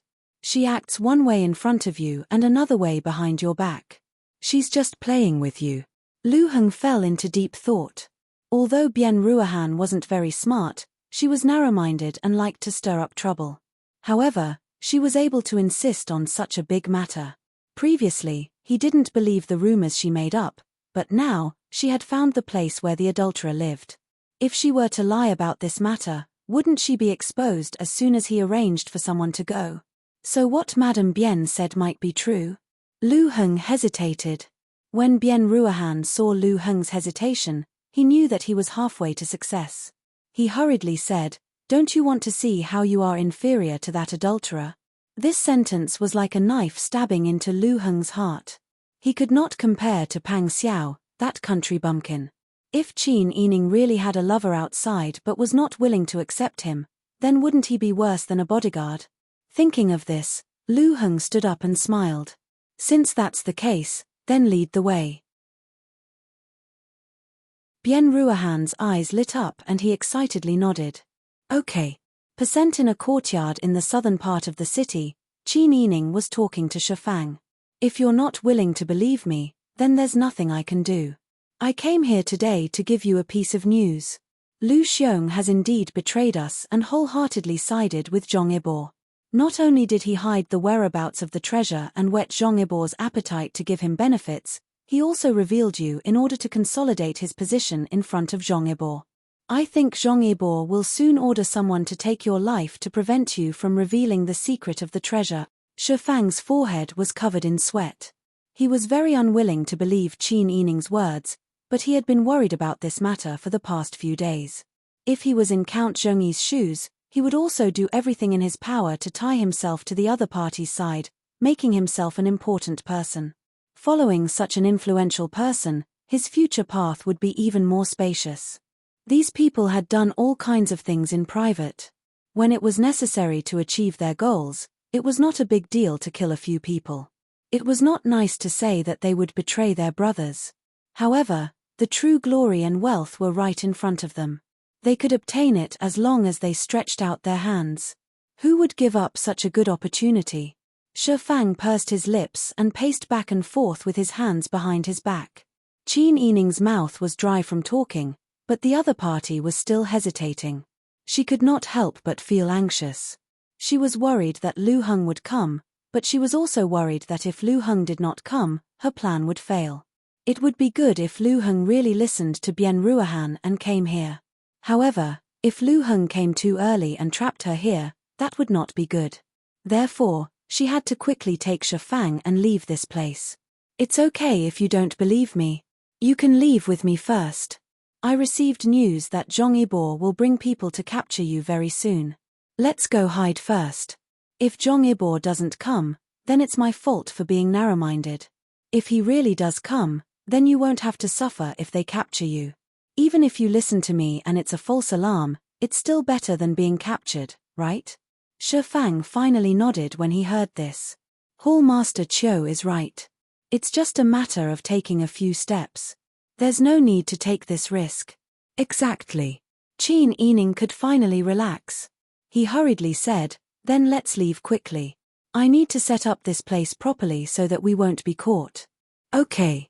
Since he had made his decision, Shifang did not hesitate any longer. He quickly packed his clothes and left with Qin Yining. They did not dare to go through the main entrance. Instead, they went through the back courtyard side door. When they exited, they saw an old woman walking in with two young ladies. Qin Yining explained, it's such a big house. There must be someone living here. I specially found someone to live here. Shifang said in admiration, Hall Master is so thoughtful. If we just left like this, wouldn't it raise suspicions? That's right. The group exited through the back door and turned a corner to leave the alley. They then drove the carriage to a secluded corner to hide. Qin Yining carefully opened the window a crack and looked out. He turned to Shifang and said, let's stay here and watch. If Zhong Ibo doesn't come, then my information is wrong. But if he comes, then we can no longer trust Lu Xiong in the future. We also need to be on our guard to prevent Zhong Ibo from killing us. Shifang nodded solemnly. The two of them waited for a while before they heard the sound of horse hooves and carriage wheels in the rain. Not long after, they saw two carriages and dozens of burly men braving the rain to come over. These men were all very strong and wore dark blue robes. They wore bamboo hats on their heads and straw raincoats on their shoulders. They all held sticks in their hands. When Shifang saw the other party's posture, he couldn't help but shudder. He lowered his voice and said, if Hall Master hadn't come in time, I'm afraid that I would have been trapped in this house. Thank you, Hall Master, for saving my life. Shifang repeatedly cupped his hands and bowed to Qin Yining. Qin Yining shook his head and said, let's keep watching. Lu Heng got off the carriage and took the oil paper umbrella that Lu Wanru handed to him. When she turned around, Bian Ruohan had already alighted from the carriage with the help of her maidservant. Holding an umbrella, she stepped on a wooden stool and quickly walked in front of Lu Heng. She pointed at the door and said, it's here. Lu Heng's face darkened and he silently raised his chin. Lu Wanru immediately understood and went to knock on the door. Lu Heng said, I'll listen to you this time. If what you said is true, then I'll let it go. But if you're fooling me, then I won't let you go. Bien Ruahan's face turned red with anger. She stomped her feet and put her hands on her hips. She said in a shrill voice, "If that bitch isn't here to steal men, I'll take my head off and let you kick it like a ball." Lu Heng didn't like her vulgar appearance, so he didn't say anything. At this time, the sound of someone answering the door came from the courtyard. The side door was opened, and a stooped old man with white hair and a white beard looked at Lu Wunru in confusion. "Who are you looking for?" Lu Wunru turned around to look at Lu Heng. When she saw Lu Heng nod, she immediately waved her hand without saying a word. The dozens of men holding clubs rushed into the residence like a gust of wind. The old man on the gatehouse was so frightened that he screamed and retreated in a panic. The men rushed into the residence and split up. Some of them even opened the front door. Lu Heng and Bien Ruahan entered the residence through the front door and stood still in the front yard. Not long after, the sound of sobbing could be heard from the residence. The men pushed out an old woman, 2 young girls, and several servant girls. The old woman was crying loudly, and the 2 young girls were sobbing in fear. "Who are you people? Why are you trespassing on private property? I'm going to tell the authorities. Let me go." The old woman struggled as she was brought in front of Lu Heng. Lu Heng's expression was cold. He looked at the old woman and the 2 young girls and asked, "Is there anyone else in this residence?" Lu Wunru said, "We've already searched everywhere. Everyone is here." Bien Ruahan's face was deathly pale. He anxiously said, "That's impossible. They must be here. Did you not search to your heart's content? Or is there another place in this residence where someone could be hiding?" The old woman burst into tears. "Who the hell are you people? What's the point of bullying us orphans and widows?" When the old woman cried like this, the 2 young girls and several servant girls also began to sob. The courtyard was full of women and children crying. Lu Heng bringing dozens of men in was simply the behavior of a bully. Bien Ruahan still didn't give up. He went forward and grabbed the old woman. "Speak. Where is the Prince Zhongxian's consort hiding? If you confess, I can let you go. If you don't, you'll suffer." I don't know what consort you are. Who are you? Why did you come to my house and spout nonsense?" Bien Ruahan shook the other party's shoulder. "Speak the truth. Where did you hide her?" "Enough." Lu Heng grabbed Bien Ruahan by the collar and pulled him away. He raised his hand and waved. Lu Wunru immediately understood and ordered everyone to leave. He then took out an ingot of silver and stuffed it into the old woman's hands. "We're just investigating a case. If we've disturbed you, please forgive us." Lu Heng had already turned and walked out. Bien Ruahan looked at Lu Heng, then looked at the old woman. He stomped his feet in dissatisfaction. "Search carefully again, or you can ask the neighbors. I definitely didn't see wrongly."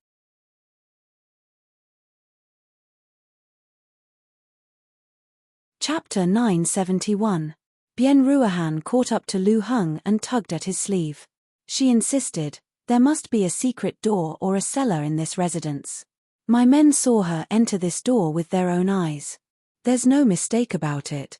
Uncle, if you believe me, you'll know once you search." Looking at Bien Ruahan's round eyes, Lu Heng pushed her hand away in disgust. "I've already believed you once. I broke the rules by barging into a private residence for no reason. If I believe you again and turn the house upside down, I won't be able to absolve myself from the blame if that family can't bear the humiliation and hangs themselves. Don't continue to cause trouble. Why would they hang themselves? Besides, they're just small commoners. You're an official, Zhong Ibor. Why can't you?" "Shut up." Lu Heng coldly reprimanded. "If you say such things to ruin my reputation again, I'll lock you up and never let you take a step out of your room." Bien Ruahan clenched her fists. Her shoulders trembled, and the veins on her forehead bulged. She gritted her teeth so hard that they creaked. Seeing Lu Heng leisurely board the carriage, she strode after him and pushed Lu Wunru away. She climbed into the carriage and squeezed herself next to Lu Heng. "What if I told you to come here today to catch me cheating? Are you going to lift up the floorboards of this house to take a look?" Lu Heng leaned back to avoid Bien Ruohan's face. What nonsense are you making? Tell me. You're just biased towards her. Even if she really cheated on you, you don't want to know the truth. Surnamed Lu, I didn't expect you to be such a coward. Shut up. If you're not a coward, why don't you dare to search? You're simply. Slap. A loud slap echoed from the carriage. The people outside the carriage kept quiet out of fear. Lu Heng used a lot of strength in this slap. Bien Ruohan's mouth split open and half of her head went numb. Her ears rang and she saw stars. I'll tell you. Lu Heng grabbed Bien Ruohan's collar and dragged him to the front. He emphasized every word he said, don't you dare cause any more trouble. I've already made a mistake by believing your nonsense today. I won't believe your one-sided words in the future. You're such a vulgar and ignorant woman. I should really divorce you. Bien Ruohan's pupils constricted, and he shouted vaguely, how dare you? You've already committed 7 crimes by doing this. If I divorce you now, neither your family nor your majesty will have anything to say. Tell me, why wouldn't I dare? Bien Ruohan felt as if a bucket of cold water had been poured over his head. Even his palms and feet were cold. She just wanted to be pampered more. She wanted Lu Heng to love her wholeheartedly. Was that wrong? She had already found the Qin clan's adulterer, so why did Lu Heng refuse to search for him? Or was there really no one hiding here? Lu Heng had brought so many subordinates. They couldn't be acting to deceive her, right?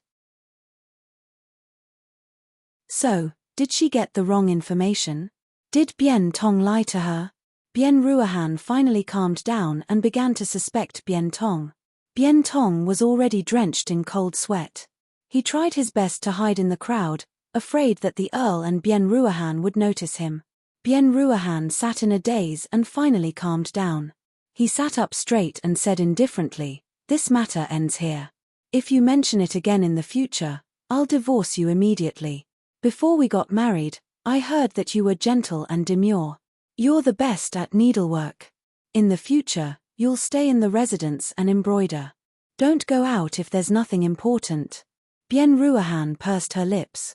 Tears streamed down her face. She kept repeating in her heart, why? Why? But she dared to open her mouth and question him again. She suddenly reflected that she had been too confident. She shouldn't have shown her true nature in front of Lu Heng. She shouldn't have treated her husband like her own parents. She shouldn't have said what she thought so honestly. She now understood that even if he was her husband, their relationship had to be built slowly. It was just like how she had to please her grandmother in the residence. She had to show her best side in order to win her heart. How stupid. How could she be so stupid? Bien Ruohan grabbed her hair with both hands. She regretted it now, but it was too late. Lu Heng was already talking about divorcing her and slapping her in the face. After they consummated their marriage, she didn't have the chance to get close to him again. She shouldn't have been so stupid. Bien Ruohan really regretted her actions. She had never been so wronged in her life. For a moment, tears streamed down her face. She choked on her words and almost fainted from crying. Lu Heng closed his eyes and rested. He pretended that he didn't see or hear anything. He regretted listening to Bien Ruohan's one-sided story today. Today, he had brought his privately trained martial arts master to protect the courtyard and trespassed into someone else's residence. If Pang Xiao used this incident to attack him, he was afraid that he would have to spend a lot of effort to clear his name. The incident hadn't happened yet, but Lu Heng knew that Pang Xiao had been holding a grudge against him. He was waiting to catch him red-handed at any time. They were political enemies and also love rivals. Since Pang Xiao knew that he had feelings for Qin Yining, how could he let him off with his domineering personality? He was already racking his brains to think of how to deal with the aftermath. Towards Bien Ruohan, Lu Heng's disgust had already reached the extreme. Lu Heng's team gradually left the residence and soon disappeared into the rain. In an inconspicuous alley in the corner, Qin Yining slowly rolled up the car window. He patted his chest and let out a long sigh. Shi Fang lowered his voice, as if he was afraid that someone would overhear him. Hall Master, has Zhong Yibor left? Qin Yining nodded with lingering fear. Yes, He has. Fortunately, we came out in time. Otherwise, the consequences would have been unimaginable. Yes. Fortunately, Hallmaster Chiu informed me in time. Otherwise, I would have died. Shi Fang knelt down and kowtowed 3 times to Qin Yining. Qin Yining hurriedly helped him up.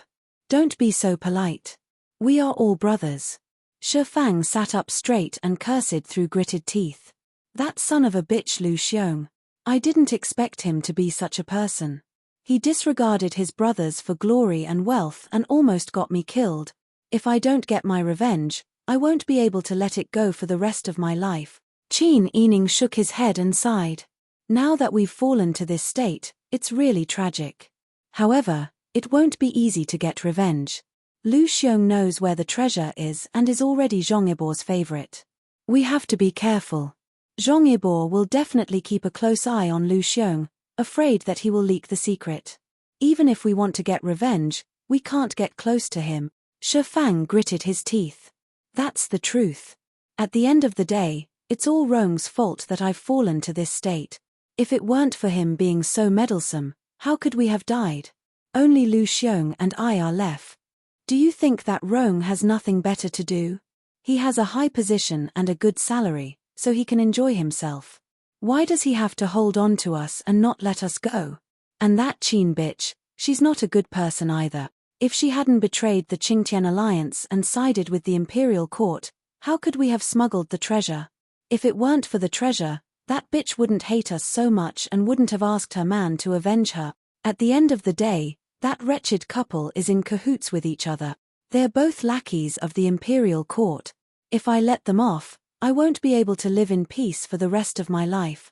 Shi Fang gritted his teeth and looked at Qin Yining pleadingly.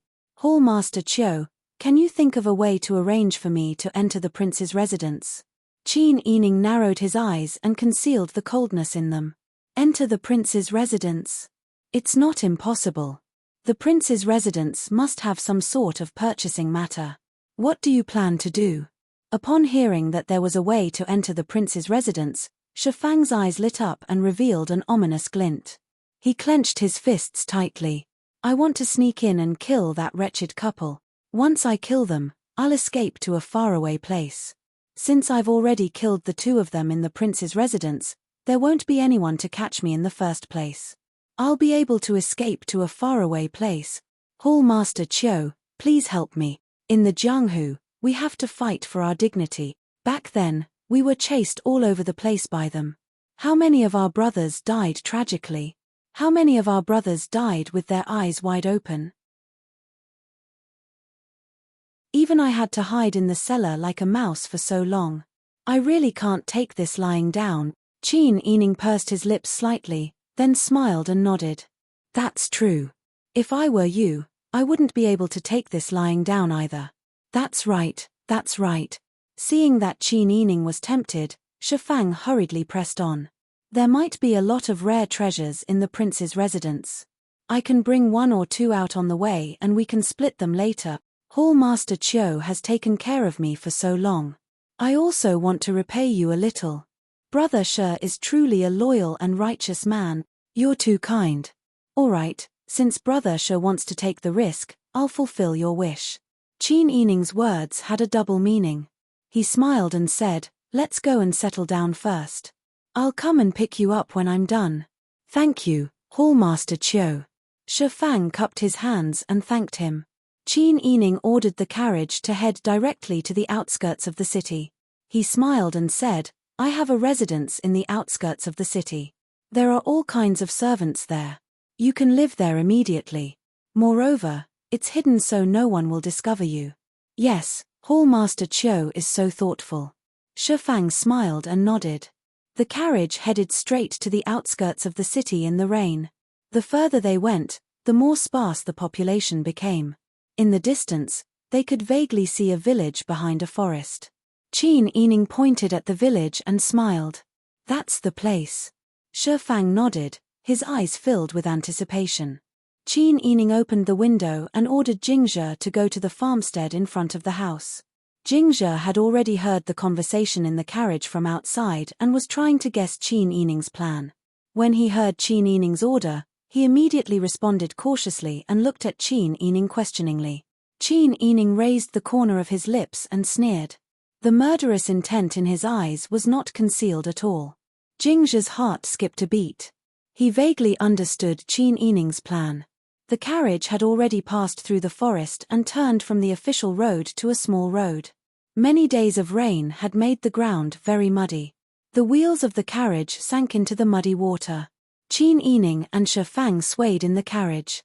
Xiao Shui and Da Han, who were sitting at the door, opened the door and asked outside, "What's going on?"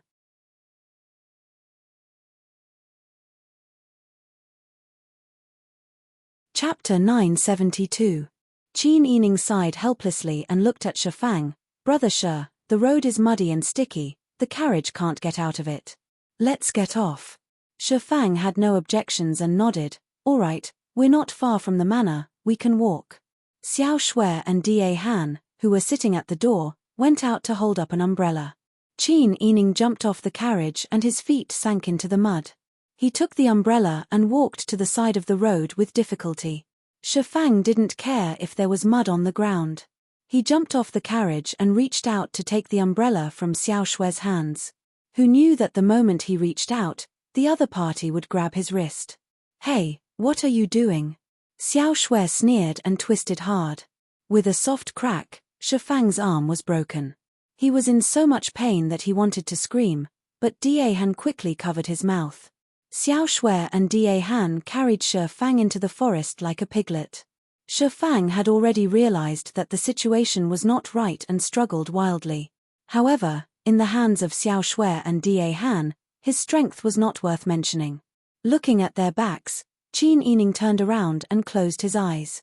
Jingzhe saw Qin Yining's reaction and knew that she still couldn't bear to kill someone. He couldn't help but persuade, "Princess, don't blame yourself too much. This kind of person will only cause trouble if we leave him alive. He might even threaten your and Wang Yi's safety. We can't keep him alive." Qin Yining nodded. "I know. But I'm still a little. Maybe I'm too soft-hearted." "Princess, you're a soft-hearted person. Unlike these people, who had long been accustomed to fighting with their lives on the line, they didn't care about life and death." At this moment, the carriage had returned to the main road. Jingzhe went to invite Qin Yining into the carriage. Qin Yining nodded and returned to the carriage. He took off his muddy boots and changed into the spare embroidered shoes in the carriage. After a short while, Xiao Shui and Da Han returned. Qin Yining knew that they would handle the matter properly, so he didn't ask for details and ordered them to return home. On the way back, the light drizzle that had lasted for 2 months suddenly turned into a downpour. Bean-sized raindrops smashed against the roof of the car, and rainwater flowed in through the cracks of the windows and doors. The corners of Qin Yining's robe and sleeves were soaked, not to mention Jingzhe and the others, who were wearing straw rain capes and bamboo hats outside the carriage. When they returned to the residence, Qin Yining ordered the kitchen to quickly prepare ginger soup. Everyone drank a big bowl. Bing Tang even prepared a medicinal bath for them. Qin Yining quickly took a hot bath to avoid catching a cold. When Pang Xiao entered the room, Qin Yining was sitting in front of the dressing table and drying her wet hair. Pang Xiao's footsteps paused. Her heart was burning and her bones were weak. With such a beauty by his side all day, sitting, lying, walking, and smiling, she was as beautiful as a painting. He was sure that he wouldn't be able to have anyone else in his eyes for the rest of his life. "Sister Yi," Pang Xiao took the soft handkerchief from Bing Tang and clumsily dried Qin Yining's hair. Qin Yining smiled and said, "I asked someone to prepare hot water. You can also take a hot bath later.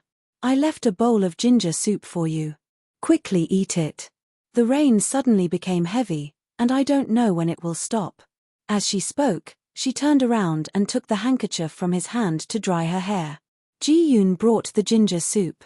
Pang Xiao took a sip and stuck out her tongue because of the spiciness. The rain has been fine for 2 months, and Daeju has become a swamp. If it continues to rain like this for a few days, I'm afraid that the low-lying houses will be flooded. I just ordered someone to go out and check the situation outside. Qin Yining nodded worriedly. I'm also very worried. Not to mention the distance, Even Huichuan County's terrain is not considered high.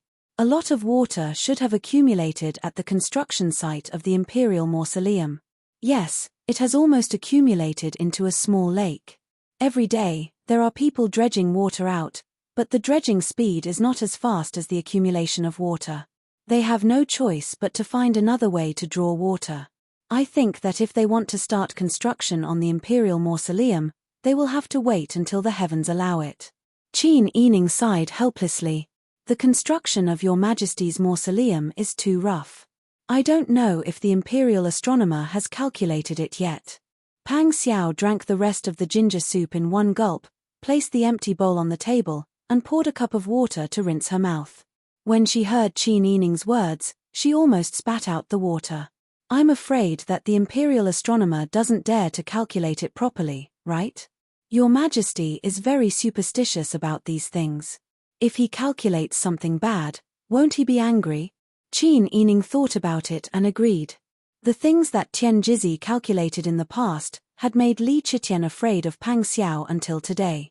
If the Imperial astronomer said something bad, Li Chitian might have the entire Imperial astronomer executed.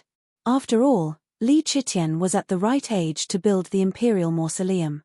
This project was not something that could be completed in 3 to 5 years. It might not even be completed until Li Chitian died, not to mention several delays. The people cared most about whether they could live peacefully after death. As the emperor, Li Chitian cared even more. However, this heavy rain has given Lu Heng some time. I think that he should have already sent people to the stone factory to investigate. Yes. Although my people did not find out whether he had investigated, with his temperament, he should have already done it. It's just that I'm here, so he can't do it yet. The heavy rain has delayed the construction time, so he can take this opportunity to think of a way. Qin Yining shook his head. We are in the north, so it's better. A while ago, Master Zhong sent a letter saying that there was a huge flood in the old capital. Many people were forced to leave their homes. Back then, there was a drought, and now there's a flood. This is not peaceful, and the people will always be the ones suffering. Qin Yining's long hair was scattered behind her back. Her brows were slightly worried, and her eyes were filled with worry. She looked delicate and gentle. Pang Xiao couldn't help but take her into his arms with heartache. He sighed and said, I'm the same as you, worried about those people. It's okay, we still have some money on hand. How about I send people to the south to provide relief? It's okay to worry about Your Majesty being afraid. We can secretly send people to do it. This way, we can feel more at ease. What do you think? When Qin Yining heard Pang Xiao's words, she was stunned for a moment. Then, a gentle warmth spread in her heart. Pang Xiao's money was used to support soldiers. Whether his fist was strong or not was directly related to the victory and defeat, as well as life and death, between him and Li Chitian. However, he was willing to prioritize the people when natural and man-made disasters struck. Although this man was ambitious, he wasn't someone who only thought about himself. She hadn't heard of Li Chitian doing anything during the natural disaster, but her man didn't care about his reputation. He even considered hiding his identity to do practical things for the people. Qin Yining thought that this was Pang Xiao's charm, right? No wonder he never lacked people who were loyal and willing to follow him. Okay, of course it's good. I still have some money on hand. I think Master Zhong will also agree with me going to provide relief to the victims. I have fields, manors, and factories in the south. How about I ask Master Zhong to mobilize those people? Okay, I'll listen to you. As for the money, I don't need it for now. I still have enough money on hand for a while. If it's not enough, I'll let you know. Pang Xiao knew that Qin Yining was thinking about his subordinates, so he nodded emotionally. Okay. When the time comes, just let me know. Mr. Shu and Mr. Xie will also agree with us going to save people. Qin Yining nodded heavily. While Pang Xiao went to take a bath, Qin Yining told Jingzhe to send a letter to Master Zhong and invite him over for a meeting. The heavy rain continued for an entire day. At the construction site of the imperial tombs, the water had already accumulated into a lake. The people were worried, and everyone was begging in their hearts. Perhaps the heavens heard everyone's hearts. On the third day, the heavy rain finally turned into a light drizzle. Qin Yining couldn't help but breathe a sigh of relief. Master Zhong and Qin Yining were talking in the reception pavilion. Our people are already working on the matter of the princess consort's suggestion to reclaim terraced fields. Although it's difficult, the results are much better than the low-lying swamps. We can already foresee the results of this year's autumn harvest. Qin Yining smiled and nodded. It's all thanks to Master Zhong. I only know how to come up with ideas, but it takes a lot of effort to actually implement them. This is all thanks to Master Zhong. Master Zhong smiled and shook his head. This is nothing. If it weren't for the princess consort's instructions, I wouldn't know what to do. Is the princess consort planning to send aid to the south this time? Yes. Qin Yining smiled, but his eyes were full of worry. I really can't stand the disaster in the south. After all, that's our hometown. These past few years, Dian has been plagued by wars. It's a little better, but it's a natural disaster. First it's a drought, then it's an earthquake. Now it's a flood. I really can't stand it. Wang Yi and I have discussed this. We will do our best to help as many people survive. It's too difficult to control the flood. Let's start by sending aid to the people. Even if we can't afford to feed them, we can fill their stomachs with porridge. Master Zhong nodded heavily and gave a thumbs up. Wang Yi and Princess Consort are righteous. Truth be told, this old man is working for Princess Consort just for this peace of mind, not for anything else. Princess Consort has never left people in the lurch. This old man admires Princess Consort's righteousness and is willing to participate and contribute. Qin Yining was moved as he said, if there wasn't Master Zhong holding the fort for me, no matter how many good ideas I have, I wouldn't be able to execute them. Master Zhong shyly waved his hand. The two discussed for a long time. When they had made a proper decision, Master Zhong stood and bid farewell.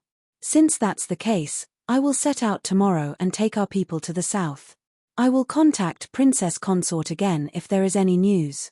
Qin Yi nodded. Master Zhong, take care. If there are any difficulties, you must immediately send someone to inform me. Yes, Princess Consort, don't worry. Qin Yining personally saw Master Zhong out of the second gate. Ji Yun held an umbrella for Qin Yining at the side and said worriedly, Princess Consort's silver doesn't come from the wind. It may not be able to last long. If your silver runs out and the imperial court still hasn't sent aid, what will you do? Qin Yining was also worried. After all, the wealth she had, for disaster relief, was just a cup of water on a burning cart of firewood. Right now, we can only take one step at a time. Qin Yining and Ji Yun walked back along the veranda. At this time, the servant at the second gate hurriedly ran in to report.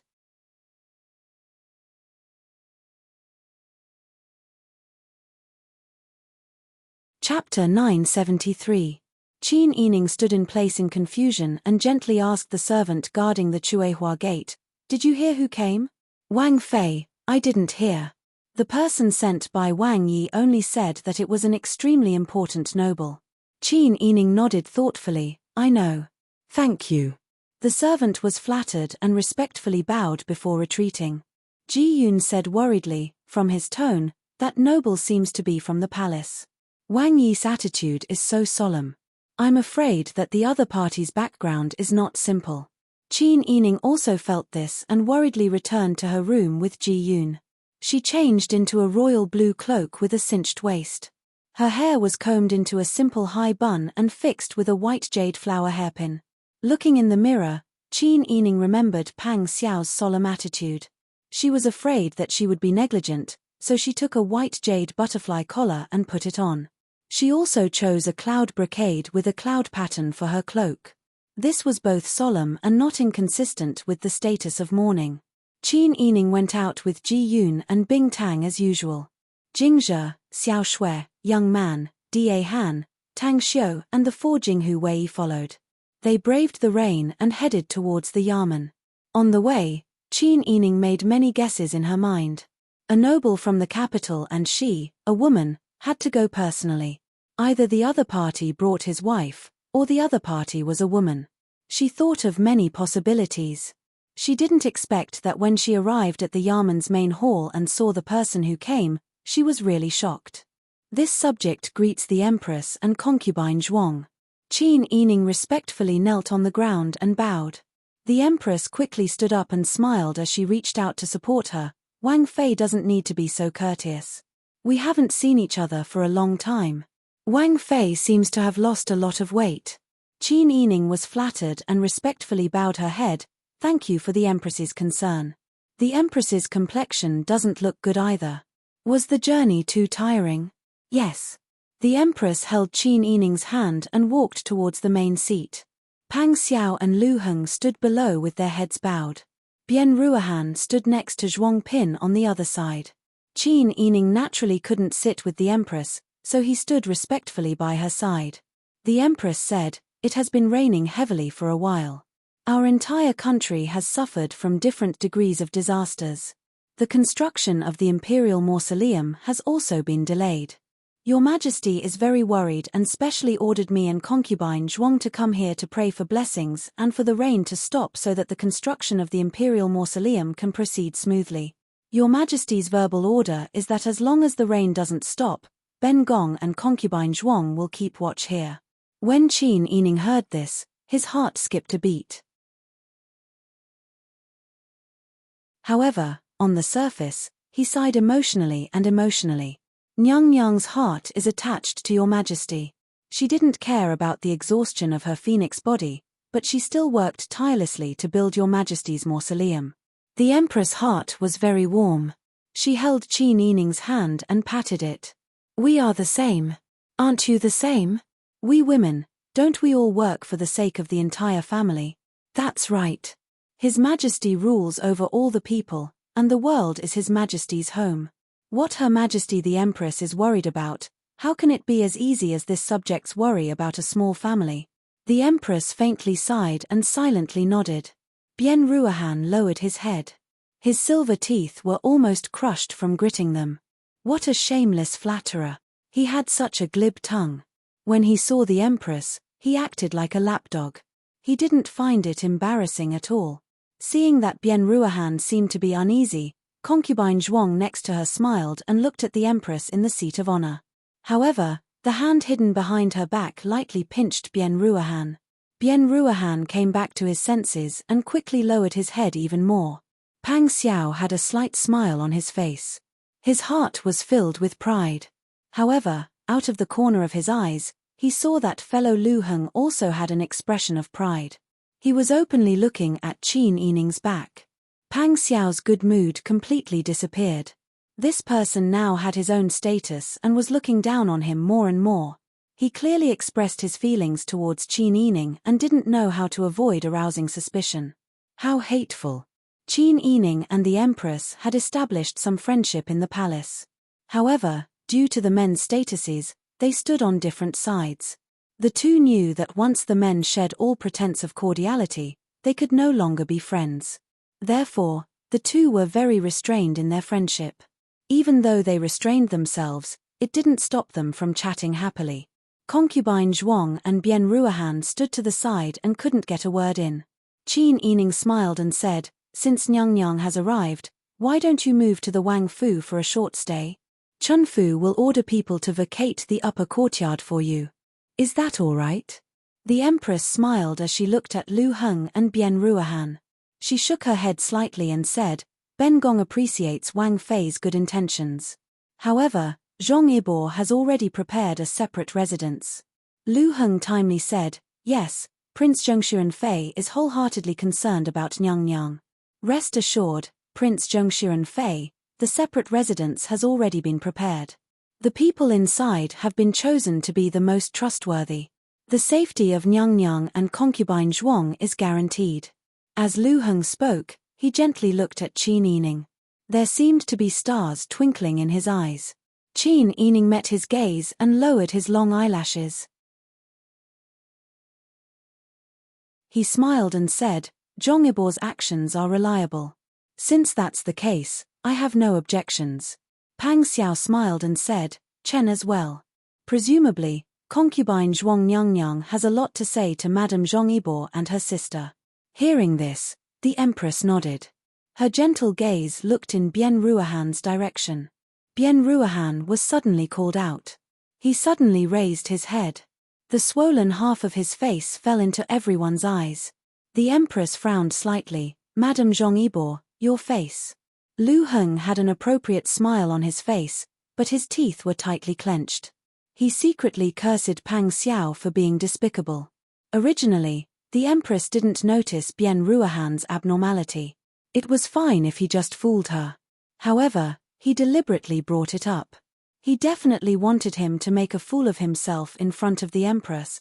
With Bian Ruohan's arrogant and willful personality, Lu Heng didn't have any hope for her. Bian Ruohan's eyes quickly filled with tears. Just as he was about to step forward and speak, concubine Zhuang stepped forward first. She curtsied and smiled, replying to Empress Nyang, this concubine has already asked. Madame Zhong Yibor accidentally bumped into her in the middle of the night. The doctor has already prescribed her the best ointment. She should be able to recover in 2 days. Oh! The Empress looked at Bian Ruohan's cheek. It was clearly a red and swollen mark left behind by a slap. In Huichuan County, the only person who dared to hit Bian Ruohan and was able to hit Bian Ruohan should be Zhong Yibor alone. However, thinking about it carefully, it was normal for a young couple to get into a fight. Although she was the Empress, she was also an outsider. It wasn't good for her to keep harping on other people's family matters. The Empress smiled and said, since you bumped into her, you should be more careful in the future, son Mama. This servant is here. The Empress's servant smiled as she walked forward. Ben Gong remembers that we brought ointment when we came. It's best for reducing swelling and pain. Go get it and give it to Madame Zhong Yibor. Yes. Sun Mama quickly walked out. Bian Ruohan's heart was very sullen. She had just taken a step forward when concubine Zhuang grabbed her hand. Although concubine Zhuang smiled gently, the strength in her hand was so strong that it was as if she wanted to crush Bian Ruohan's bones. My, why haven't you thanked Empress Nyang for her grace? Bian Ruohan almost screamed from the grip, but the pain quickly woke her up. She knew her own limits. Her cousin had lived in the palace for many years and should understand Empress Nyang's temperament the best. At this time, her cousin wouldn't harm her. This subject's wife thanks Empress Nyang. Bian Ruohan respectfully bowed. The Empress smiled gently, no need for formalities. Although her attitude was gentle, the Empress was clearly much less talkative towards Bian Ruohan. Her attitude was also not as warm as when she was with Qin Yining. Bian Ruohan bit her lower lip and lowered her head. She didn't dare let others see her expression, but her heart felt more and more unjust. Why did everyone favor Qin Yining? Lu Heng was like this, and now the high and mighty Empress was also like this. She had already sternly questioned Bian Tong. Bian Tong pointed to the heavens and swore that he hadn't lied to her. So that day, Qin Yining really did enter that residence. That residence must be that adulterer. She clearly had evidence of Qin Yining's adultery, but no one believed her. Everyone was protecting her. Bian Ruohan's heart was filled with anger, but she didn't dare to show it. She could only endure. Not long after, the banquet was set. Everyone moved to the flower pavilion. Although it had been raining for several days and all kinds of vegetables, fruits, poultry, and meat were rare, with the Empress's arrival, what should be present had to be present. The cooks used all of their skills, but nothing unusual could be seen at the banquet. Qin Yining and Bian Ruohan accompanied the Empress, one on the left and one on the right. Concubine Zhuang was next to Bian Ruohan. Lu Heng and Pang Xiao were outsiders and should have stayed away because there were only so many people. Pang Xiao was Your Majesty's sworn brother, and Lu Heng was a junior that the Empress Dowager valued greatly. Thus, the Empress had spoken, and everyone ate at the same table. After the meal, tea and refreshments were served. Qin Yining chatted with the Empress for a while longer before rising and leaving at an appropriate time. Empress has had a hard journey. Why don't you rest early? Chun Fu will come early to pay respects to you. The Empress smiled and said, Wang Fei is still so polite and considerate. Now that we are not in the palace, and the weather is not good, there is no need to pay respects. Ben Gong will summon Wang Fei to talk when Ben Gong is free. Yes, Chun Fu awaits at any time. Pang Xiao and Qin Yining bowed to the Empress together. The Empress waved her hand with a slight smile, indicating for the two to rise. After Pang Xiao and Qin Yining left, Lu Heng also smiled and said, "Empress, Chun Fu will also leave." The Empress smiled and nodded. She glanced at concubine Zhuang and Bian Ruohan who were standing to the side, and said considerately, "Zhong Yibor Furen rarely meets with concubine Zhuang. Presumably, you have something to say. Zhong Yibor, what do you think?" Lu Heng smiled and said, "Of course that is good. Then Zhong Yibor, go and do your work. Later, Ben Gong will have people send Zhong Yibor Furen back. Empress is benevolent. Many thanks to Empress for consoling my humble wife." "Not at all. We are all family. Zhong Yibor, don't worry." Lu Heng and the Empress bowed again and then respectfully retreated. The Empress smiled and said to concubine Zhuang, "Go, Ben Gong is tired." "Yes, Pinky thanks Empress." Concubine Zhuang pulled Bian Ruohan and bowed together. Then she led Bian Ruohan to her own room. At this time, Sun Mama came forward with a smile and brought a few palace servants to help the Empress change clothes. "Nyang Nyang, why does newbie feel that Madame Zhong Yibor's condition is not quite right?" "Yes. Ben Gong also feels it. So I specially left some time for her to have a good chat with concubine Zhuang. Concubine Zhuang is a smart person. She should be able to comfort her. Empress is benevolent." Sun Mama smiled and praised. She took a comb and combed the Empress' hair. The Empress looked at herself in the mirror. Her wrinkles had just formed and her skin was slightly loose. She sighed silently. Sometimes, Ben Gong really envies them for their flower-like age. "Nyang Nyang, you are in the prime of your life. You are at the age where women are most charming. How can you sigh like this?" Sun Mama was adept at being punished. Her movements were gentle as she neatly combed the Empress' hair. Then she smiled and said, "Madame Zhong Yibor has come to Huichuan. She seems to be more mature than before." "Yes." The Empress touched her temples and sighed. Since ancient times, marriage has been decided by the parents. Zhong Yibor and Bian Shi still need a long time to get used to each other, right? Sun Mama also nodded when she thought of Bian Shi's red and swollen face.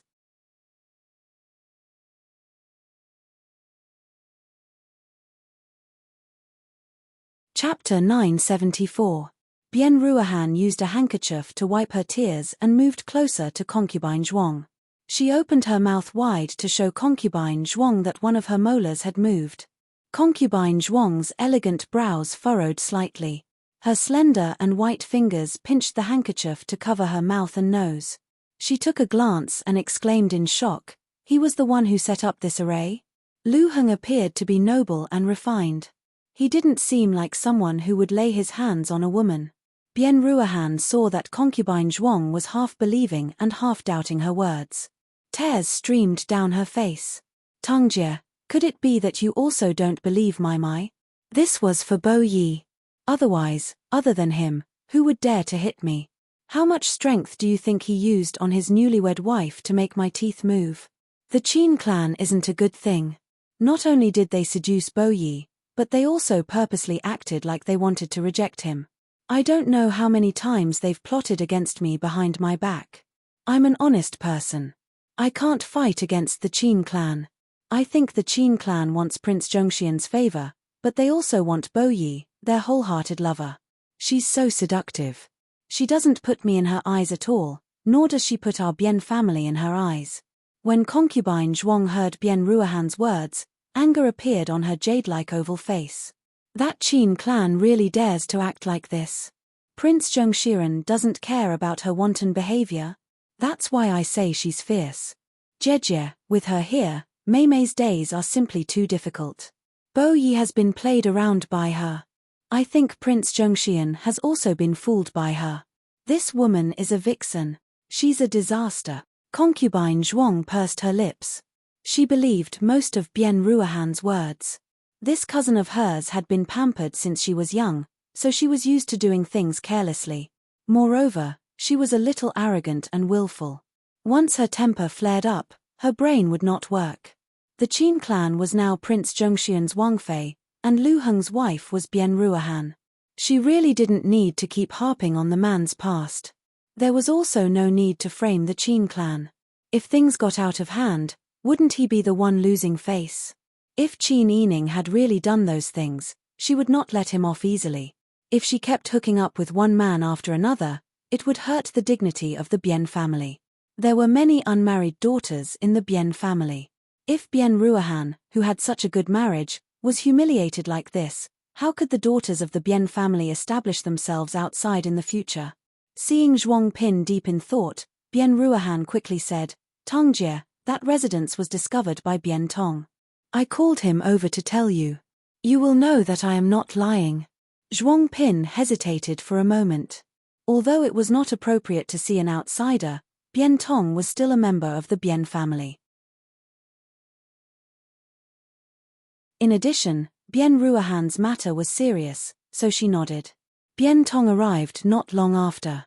Bian Ruohan stood outside the door and carefully warned Bian Tong, "Now that Nyang Nyang is here, and the Empress is also here, they will definitely be able to help me. If I don't vent this anger and let that slut continue to be proud, I'm afraid that the daughters of the Bian family will not be able to raise their heads in the future. When you see Nyang Nyang later, just tell the truth. There is no need to be afraid of anything." Bian Tong bowed his head in acknowledgement. But only Bian Tong knew how helpless he was. That day, Lu Heng had brought people over and did not find any adulterers. When he returned, he had already carefully thought it over. He was sure that the carriage from the Qin manor had gone directly to that residence. But he had also been influenced by Bian Ruohan's subjective judgment. Was the person from the Qin manor really from the Qin clan? Or maybe it was someone else? Was the person living in that residence definitely an adulterer? Or maybe there was someone else living there? These were not inevitable factors at all. But Bian Ruohan was so certain. At the time, he had flattered Bian Ruohan at the first opportunity and had not refuted him. This had caused Bian Ruohan to drag the count to search. In the end, it had caused such an unpleasant scene. Bian Tong had even less of a reason to deny his initial statement. Otherwise, wouldn't Bian Ruohan kill him to vent his anger? But now, he was going to see Zhuang Pin. Would he still maintain his statement? Wouldn't it cause even more trouble then? Bian Tong followed Bian Ruohan into the room and respectfully bowed to Zhuang Pin. Bian Tong strictly adhered to the rules and did not dare to go forward. He lowered his head and bowed as he waited for orders. Zhuang Pin began to ask in detail. Bian Tong wanted to share his analysis, but after thinking about it, it was more important to protect his little life. In any case, these people were all people of status. No matter how much trouble they caused, they would not lose their lives. He was different. If he made a mistake, Bian Ruohan would be able to kill him. Forget it. At worst, he would find a chance to leave after replying. Thinking of this, Bian Tong did not mention his suspicions at all. He cleverly followed Bian Ruohan's intentions and said, "This lowly one listened to Madame Zhong Ibor's orders and watched the Wang Fu. Indeed, I saw the carriage leave the Wang Fu and go directly to that residence." Bian Ruohan anxiously said, "When I was in the alley outside, I saw with my own eyes that the Qin clan was having an affair with a bodyguard. She was afraid that Prince Zhongshuan would find out, so she specially changed into men's clothing and put on some makeup. But Tongjie, who is she? She wholeheartedly wanted to seduce my husband. Not to mention wearing men's clothing and makeup, even if she turned into ashes, I would still recognize her. That day, I blocked her in the alley and chased after her to question her. She even ordered people to kidnap me and take me to a ruined temple in the outskirts of the city. She wanted to kill me. Luckily, I was smart and took advantage of the fact that they weren't paying attention to me to escape through an inconspicuous hole in the back of the temple. Otherwise, Jejia wouldn't be able to see me today." When Bian Ruohan thought of the danger she had experienced that day and Lu Heng's indifferent attitude towards her, her tears began to flow again. She pulled Zhuang Pin and recounted everything that Lu Heng had said and done that day in detail. Bian Tong also agreed and testified, "Nyang Nyang, what Madam said is the truth." If Zhuang Pin was originally skeptical, after hearing Bian Tong's words, she was completely convinced.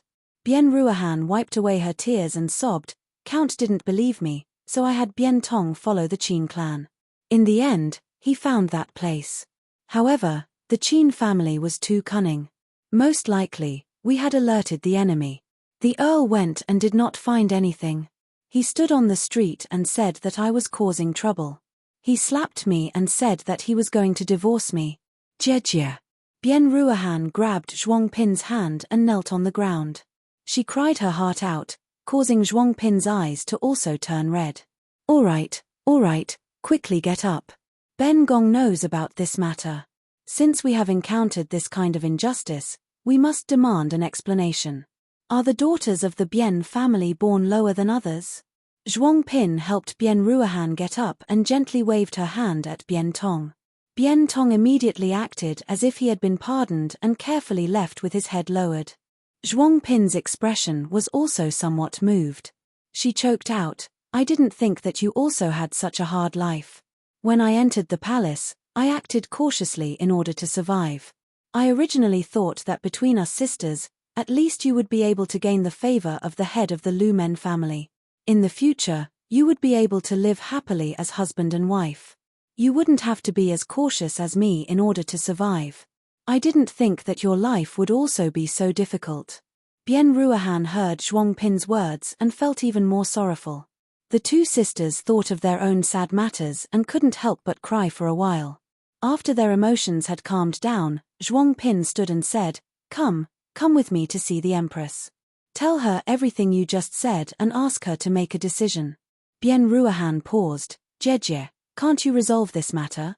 Zhuang Pin shook her head. "Silly Mai, the Empress is here. How could I speak? Also, with Prince Zhuangshun's current status, the Prince Zhongxian's consort is even more respectable than a small concubine like me. My position is not enough to suppress her. The only person who can handle this matter is the Empress." Bian Ruohan thought for a moment and felt that this made sense. She nodded and said, "All right, then I'll go with Jejie." Percent Qin Yining naturally didn't know about Bian Ruohan and Zhuang Pin's little actions. After returning to the Fu, the days passed peacefully as usual. 2 days passed peacefully and without being summoned by the Empress, Qin Yining concentrated on his own matters. It was just that a peaceful life could easily be disturbed by waves. On this day, Pang Xiao was talking with Qin Yining when someone came in from outside. "Wang Yi, someone from Zhongibo's Fu has come to visit." "Oh." Pang Xiao and Qin Yining looked at each other in surprise. "Everything is fine. Why would he send me an invitation?" Bing Tang handed over the gilded invitation. Pang Xiao took it and looked at it before handing it to Qin Yining. Qin Yining took it and looked at it. He was even more surprised. Lu Heng's invitation was to ask if Pang Xiao was free tomorrow afternoon. If he was, he wanted to visit him for a chat. "Do you plan on meeting him?" "Of course I have to." Pang Xiao's fingers tapped on the table. This was a small movement he made when he was thinking, if I don't meet him, how would I know what he's up to? Qin Yining nodded and said with some worry, "There must be something fishy about this. You should be careful. Have Huzi and the others secretly make arrangements."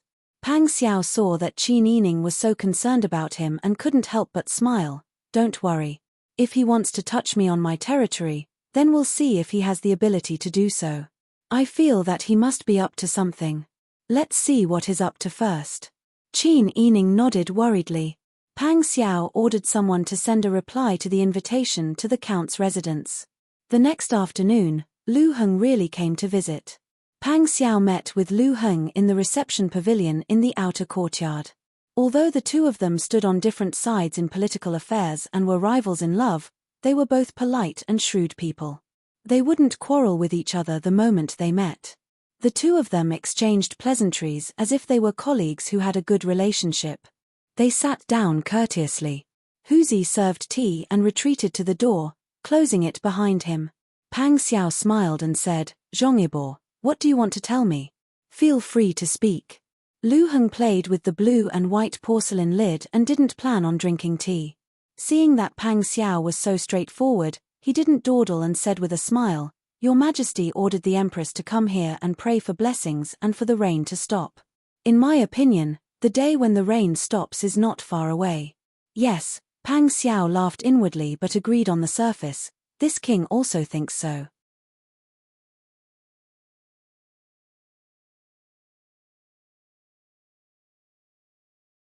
Chapter 975. Pang Xiao's mind turned quickly and he immediately understood Lu Heng's intentions. At this time, Lu Heng must have confirmed that the treasure was in the stone factory.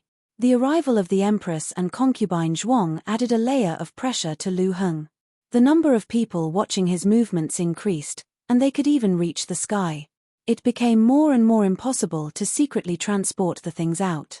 Therefore, he was thinking of a way to make his move openly and prevent others from interfering in this matter. The two of them were political enemies and also love rivals. The conflict between them had long been irreconcilable. Not to mention that they were eating from the same pot, even if they wore the same pants on the surface, it was impossible for them to let down their guard. Pang Xiao had to be on guard against Lu Heng at all times. Presumably, Lu Heng was the same. Pang Xiao couldn't help but think from Lu Heng's point of view. Lu Heng must have thought that he was the only one who knew about the treasure. Therefore, Lu Heng must have thought of a way to push him out of the list of people who could come into contact with the stone factory. How to push him out? That must be to make him speak up and withdraw. How to make him withdraw willingly? Make him feel a sense of crisis. Make him feel that if he continued to interfere with the stone factory, it might bring about bad consequences. The Lu family had a deep foundation. In the matter of building the imperial mausoleum, the process of buying and selling materials was definitely inseparable from Lu Heng's influence. Therefore, if Pang Xiao participated, it was very likely that he would be set up in the middle. In the past dynasties, most of the officials who built the imperial mausoleum didn't have a good ending. Flicking ink, accepting bribes, and selling shoddy goods were all reasons for beheading. If he didn't take advantage of the situation and withdraw, in the future, Lu Heng might really put such a label on him. They were all smart people. It was Pang Xiao who guessed Lu Heng's purpose. He was also immediately sure that Lu Heng's purpose of making this suggestion was to force him to withdraw himself and not interfere with all the materials needed to build the imperial mausoleum. That way, he would be able to move on to the treasure without a hitch. Pang Xiao's mind raced. However, in the blink of an eye, he smiled slightly and said in admiration, "Zhong Yibor is very thoughtful. This king is ashamed of his inferiority." Lu Heng smiled. "Wang Yi is too modest." Pang Xiao smiled and said, "This king has a presumptuous request. I wonder if Zhong Yibor can agree to it." Lu Heng's smile deepened. "Wang Yi, please give me your orders. This king is an uncouth and impatient man. The materials used to build the imperial mausoleum were very heterogeneous, and there was already a lot of them piled up in the stone factory. This king had a headache when he saw them. In my opinion, why don't we let Zhong Yibor manage the materials for the imperial mausoleum?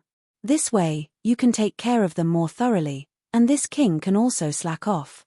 What do you think?" "Well, since Wang Yi has given the order, I will naturally follow it. Then I will have to trouble you. You flatter me. This is my duty. I will do my best to work for your Majesty."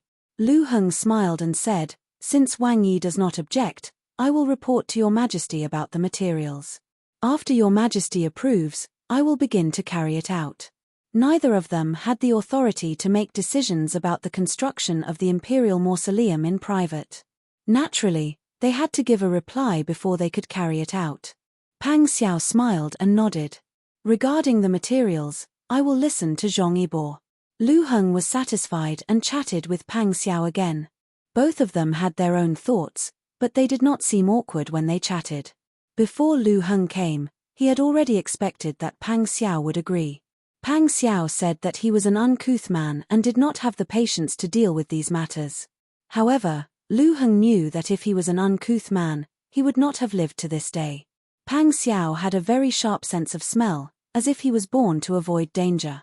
Since the Lu family had the ability to interfere with the materials for the Imperial Mausoleum, even if he did not come personally today, Pang Xiao would probably find an opportunity to back off in the future to avoid being blamed. Today, he took the opportunity to make this request. As expected, Pang Xiao agreed. Lu Heng was in a good mood on the way back home from the Wang mansion.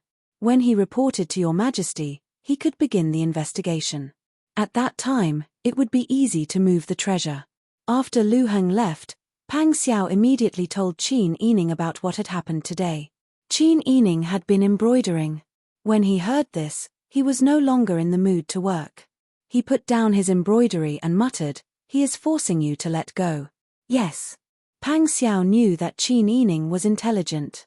She could guess the details of many things at a glance. However, when he explained the matter, Qin Yining was able to immediately hit the nail on the head. Pang Xiao could not help but sigh in admiration and admiration. Qin Yining quickly went through the current situation in his mind. He then smiled and said, "Actually, this is not a bad thing. Right now, the stone materials and the like have not been touched. If we retreat now, we will prevent him from actually making a move to frame us. If we leave everything to him now, we will be safe. He can also focus on dealing with the treasure. This is killing two birds with one stone." Pang Xiao smiled and nodded. Lu Heng should have made the same deduction. Of course, he does not know that we already know the location of the treasure. So in his eyes, you were just frightened by his threat and took the opportunity to avoid the risk. Qin Yining's eyes flashed and he said, "It's okay. If he wants to report to Your Majesty, let him report it. Let him be happy for a while. However, it is fortunate that he thought of a way. Otherwise, we would have to think of a way to go easy on him and let him take away those stones smoothly." Pang Xiao laughed when she heard this. She pulled Qin Yining into her arms and shook him. "My sister Yi is so smart." Qin Yining could not help but laugh. "All right, you have already made your decision. Why are you beating around the bush to praise me? Your mouth is so sweet. Did you eat honey?" Pang Xiao's heart melted when she saw Qin Yining's smiling face. When they first met, she was not yet of marriageable age. At that time, she was already as delicate and lovely as a flower bud on a branch in early spring. 6 years later, she had become his wife. She had given birth to brother Zhao and brother Han for him. She was also as outstanding as a ripe peach. Her every frown and smile made people's hearts flutter.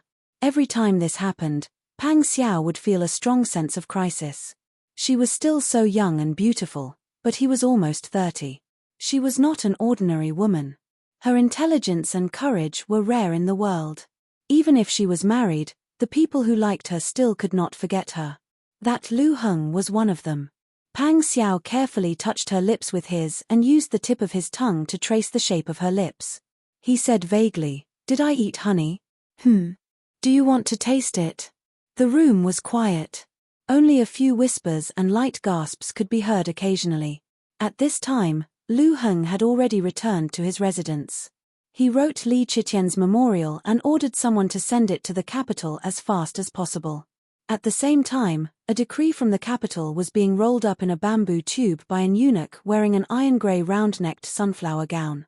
It was then wrapped in several layers of oiled paper and sent to Huichuan County's Yamen day and night.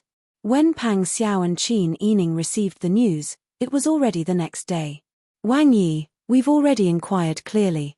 Taitan Yutjin Khan brought cartoon and a large number of tributes to the capital to celebrate the Empress Dowager's birthday. Because of the rain, they took a detour to Huichuan County. Your Majesty has already ordered Zhong Ibor to take full charge of the reception and welcome Yutjin Khan and cartoon to the capital." Huzi frowned and replied. He stood to the side with a heavy expression. Qin Yining pondered for a moment and said, "I think this matter is a bit strange." "Yes. Didn't Hall Head Liao and Jing Zhe tell you that the Taitan made some strange movements in the desert?" Pang Xiao's words hit the nail on the head. Qin Yining nodded. If the Taitan really intended to surrender, they wouldn't have dispatched troops and come to the Empress Dowager's birthday celebration at the same time. However, we can't make wild guesses based on our own judgment. What if this is just a coincidence? Pang Xiao smiled. It's never wrong to be on guard. The Empress Dowager's birthday is on the 26th of August. There are still 2 months left. Sai Qin has arrived in Huichuan County now to prepare for any unforeseen events. However, if Zhong Yibor welcomes Yujin Khan to the capital, it will inevitably delay our proper business. They had just created an opportunity for Lu Heng to transport the treasure, but Sai Qin just had to come at this critical juncture.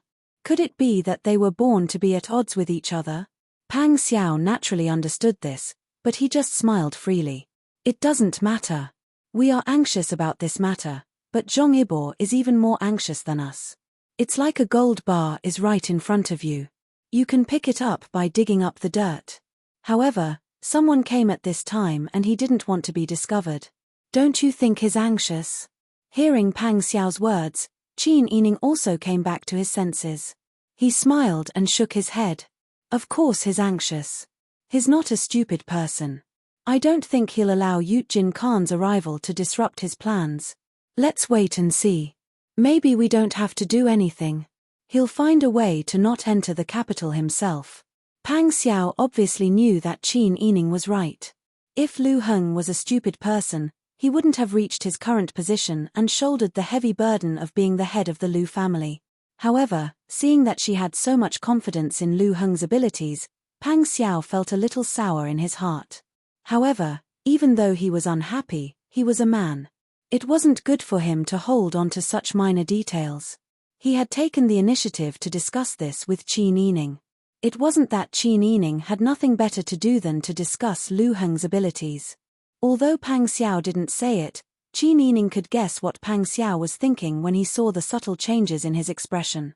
He couldn't help but laugh and shake his head. He was already an adult, but sometimes he was still like a child fighting over candy. No matter how old a man was, he still had this side of him that hadn't grown up. At the Lu residence, Lu Heng had properly settled the eunuch who had delivered the edict, then walked towards the study with a smile on his face. Lu Wenru had been by his side for many years. Seeing Lu Heng's back as he walked forward with his hands behind his back, his heart had already begun to tremble. Don't look at how calm the Duke looked. In reality, he was probably extremely irritated right now. At this time, if he wasn't careful, he could anger him.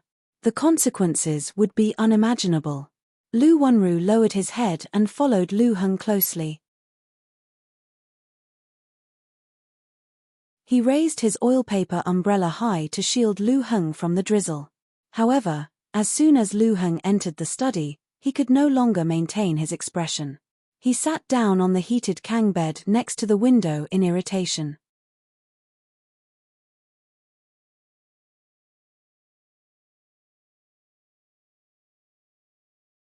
Chapter 976. Lu Wenru's heart quivered when he was asked this question. He thought quickly and replied, Master Lu, this lowly one thinks that your majesty trusts you. These words were completely not enough to win Lu Heng's trust. But Lu Heng's heart felt a little better when he heard this. Trust? Could it be that your majesty doesn't trust Prince Zhongxian? Lu Wenru said, this lowly one doesn't know that much, but Prince Zhongxian's career has been going downhill in recent years. Not to mention that his military power has been seized several times, his family members have all died. With just one look, you can see how many people are afraid of him. Your majesty says that Prince Zhongxian is his sworn brother, but in fact, there are people who have impeached Prince Zhongxian many times, not to mention those harsh treatment on the surface. As Lu Wenru spoke, he observed Lu Heng's expression. Seeing that Lu Heng's expression eased a little, he continued, Master Lu is different from Prince Zhongxian. Master Lu has a century-old family as his foundation. Your Majesty's downfall was also thanks to the support of the Lu family.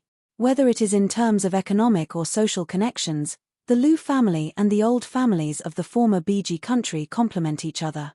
Even the complicated relationships in the imperial court can't be avoided without the Lu family's arrangements. So your majesty values you very much.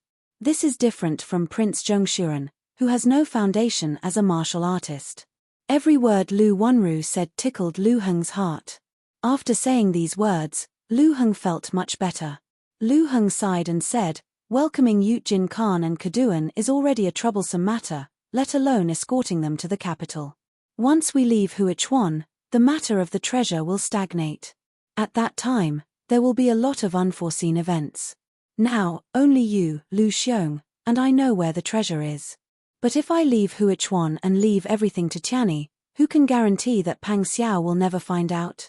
I'm in the capital, and I'll be too far away to help when the time comes. I'll only add to your troubles." Hearing this, Lu Wenru immediately bowed and said, "Master, I will always be loyal to you. I will keep everything about you a secret and will never reveal anything to anyone." Seeing his nervous expression, Lu Heng couldn't help but laugh. "Get up quickly, how can I not trust you? I'm not saying this to target you, and I'm not saying that Lu Xiong will leak the secret. He's being watched so strictly. If he can still leak the secret, my subordinates can wash their necks clean and wait. I'm just talking about the will of the heavens." Lu Heng's smile gradually faded, and he frowned worriedly. Heaven's will is a mysterious thing. No one can say for sure whether it really exists or not. In the past, I only thought of myself as a proud son of heaven from an aristocratic family. But as time passed, I realized that even if a person were to reach the limit, there were only so many things that could be done. I'm afraid that the heavens won't allow me to obtain the treasure. Lu Wenru lowered his eyes and thought for a moment. He couldn't find the words to respond. After a while, he squeezed out a sentence: "If only the Taitan Khan's group could come later, or if they came, they could stay and enter the capital later." When Lu Heng heard this, it was as if she was suddenly enlightened. His thoughts were too chaotic. At this time, he couldn't think as clearly as the wooden Lu Wenru. "You're usually quiet, but your suggestions at this critical moment are useful." Lu Heng smiled. Lu Wenru said helplessly, "Master, my knowledge is shallow. You can't take my words seriously." "No, what you said just now was very correct." Lu Heng stood up. Her previous irritation was swept away, and she regained her usual calmness and competence. She walked to the bed with her hands behind her back and looked at the small puddle of rainwater outside the half-opened window. There were a few clusters of wilted weeds beside it, and she slowly smiled. "You're right. We have to think of a way to make them stay for the time being." Lu Wenru didn't dare to answer. He faintly felt that he had heard something incredible, and deeply lowered his head. Percent Qin Yining thought that since the Empress had come here, even though she had received an edict to pray for the natural disaster to end, she couldn't stay in the temple 24 hours a day. She and Bian Ruohan were the only two here who had the right to accompany the Empress. The Empress would naturally find her to speak. But after waiting for 3 days, the Empress's personal attendant finally arrived. "Wang Fei, Nyang has invited you." Qin Yining immediately responded. He sent someone to inform Pang Xiao. Then he took Ji Yun and Bing Tang on a carriage to the other park that Lu Heng had prepared for the Empress and concubine Zhuang. The other park was much more spacious and luxurious than the Yamen. There were many guards outside the park and it was heavily guarded. Qin Yining took Ji Yun and Bing Tang before they were ordered off the carriage in front of the porch. A servant woman was called to carefully inspect them. After confirming that they didn't have any weapons or poisons on them, they were allowed to enter. They followed the servant woman along the porch to the rear compound of the Fu. Bing Tang and Ji Yun's expressions turned serious at the same time as they nervously looked at the situation around them. Bing Tang leaned close to Qin Yining's ear and whispered, "Wang Fei, newbie feels that the atmosphere isn't right. It's a bit like when you first entered the palace." Qin Yining had almost been framed for plotting to kill the imperial heir when she had stayed in the palace. Then she had been locked up in the Empress Dowager's Xi'an palace and had almost starved to death. That wasn't a good memory. Thinking about it, her heart felt numb. Qin Yining shook his head and made a shushing gesture. Bing Tang immediately understood Qin Yining's meaning and didn't say anything else. After passing through the Chuehua gate, Qin Yining saw several eunuchs standing guard. When they saw Qin Yining come with 2 servant girls, they inspected again. After confirming that there were no abnormalities, The eunuchs led the way. Wang Fei, don't blame us. Newbie was just acting cautiously and didn't mean to disrespect Wang Fei. Qin Yining smiled and shook his head. Eunuch, you are too polite. You are just doing your duty. I can understand. The young eunuch smiled and cupped his hands. Ayo, many thanks for your understanding. People often say that Wang Fei is the person who empathizes with servants the most. This is true. Qin Yining only smiled when he heard this. The young eunuch saw that Qin Yining didn't seem to want to say more and tactfully closed his mouth. He smiled and led Qin Yining and the two servant girls to the main room. Wang Fei, please wait a moment. Qin Yining smiled and nodded. The young eunuch went in to announce. Not long after, the curtain was lifted and Sun Memar, the Empress' personal servant, quickly walked out. She curtsied to Qin Yining in the corridor. Newbie greets Wang Fei. No need for formalities, Memar. You have served the Empress for a long time, there is no need for this. Sun Memar's eyes curved as she looked at Qin Yining. Nyang Nyang is waiting for you. Please come with Newbie. Qin Yining said, thank you for your trouble. Then he followed Sun Memar through the door. There was a faint fragrance in the room. It smelled like mint, but also like the fragrance of an elegant flower. Because it had been raining for days, the weather still felt damp and cold. To prevent dampness, a heated kang was heated in the room. The bead curtain was lifted to the side room. The fragrance grew stronger. Qin Yining confirmed that the fragrance was coming from the 9-eared peony-patterned incense burner in the middle of the room. The Empress was wearing a red robe with narrow sleeves and a crossed collar. She had a pomegranate skirt. Her long hair was tied up in a high peony bun with 3 bird-feathered hairpins intertwined with gold. The phoenix hairpin was worn on the other side, and there was a glowing eastern pearl in the mouth of the phoenix. Even though she was old and had an ordinary appearance, her graceful presence was not hidden. Qin Yining respectfully knelt and bowed. Chunfu greets Nyang Nyang. No need for formalities. The Empress smiled slightly and raised her hand. Sun Memar immediately helped Qin Yining up. Then she turned with a smile and called for the palace servants who came with her. She also called for Bing Tang and Ji Yun to leave. No matter how worried Bing Tang and Ji Yun were, they could only obey. Qin Yining saw that there was no one else in the room from the corner of her eyes. She knew that the Empress must have something important to say. She lowered her head and waited for the Empress to speak. Because of the angle of her head, Qin Yining did not see the complicated expression on the Empress's face. When she looked at Qin Yining, her eyes were full of judgment and speculation. It was as if she had just met Qin Yining for the first time today.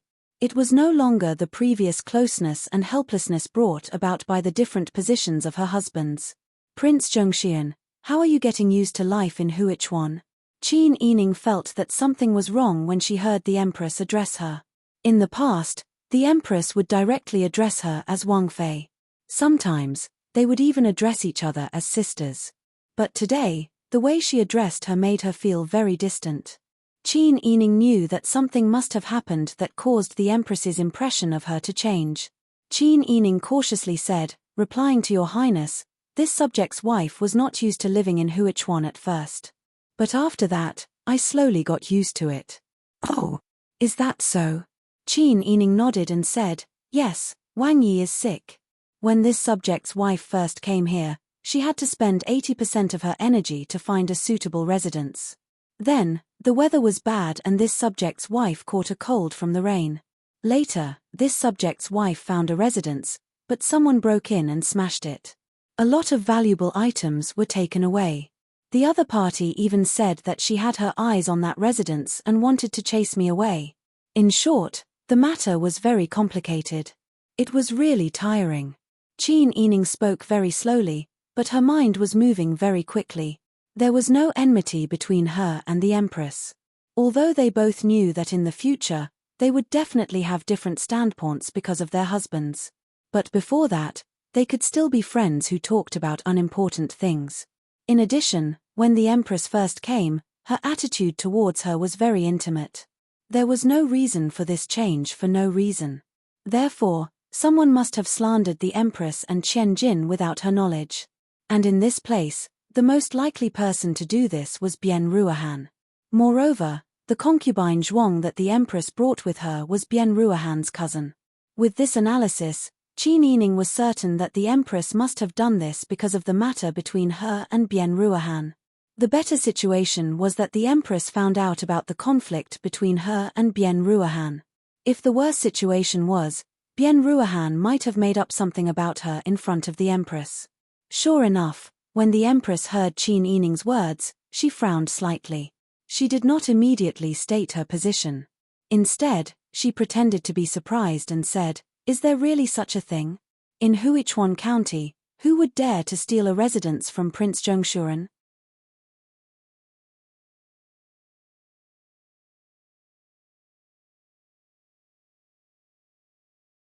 Chapter 977. Is that so? Perhaps there is some misunderstanding between the two of you. Why was this explanation different from Bian Ruohan's? Both sides had their own version of events. What should she do? The empress truly felt a headache coming on. Even an upright official would find it difficult to resolve a family dispute. Moreover, this was a family dispute between two families. If concubine Zhuang hadn't brought Bian Ruohan to beg her twice in tears, the empress wouldn't have been willing to participate in this matter.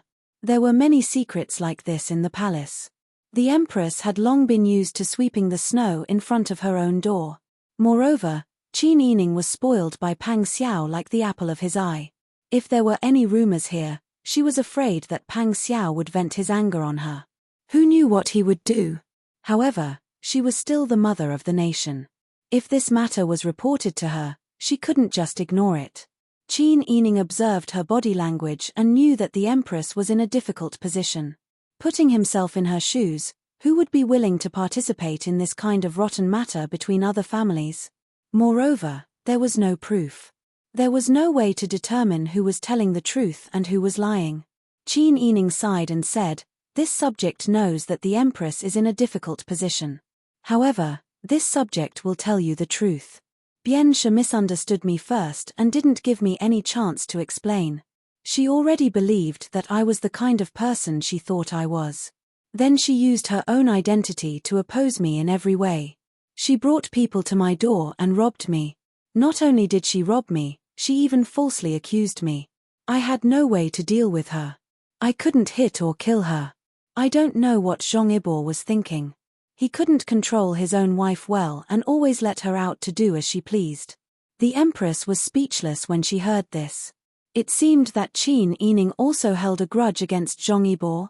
As a bystander, the empress naturally knew that Lu Heng had never given up on Qin Yining. When the empress dowager held a banquet in the palace, Lu Heng, Qin Yining, and Pang Xiao were all invited.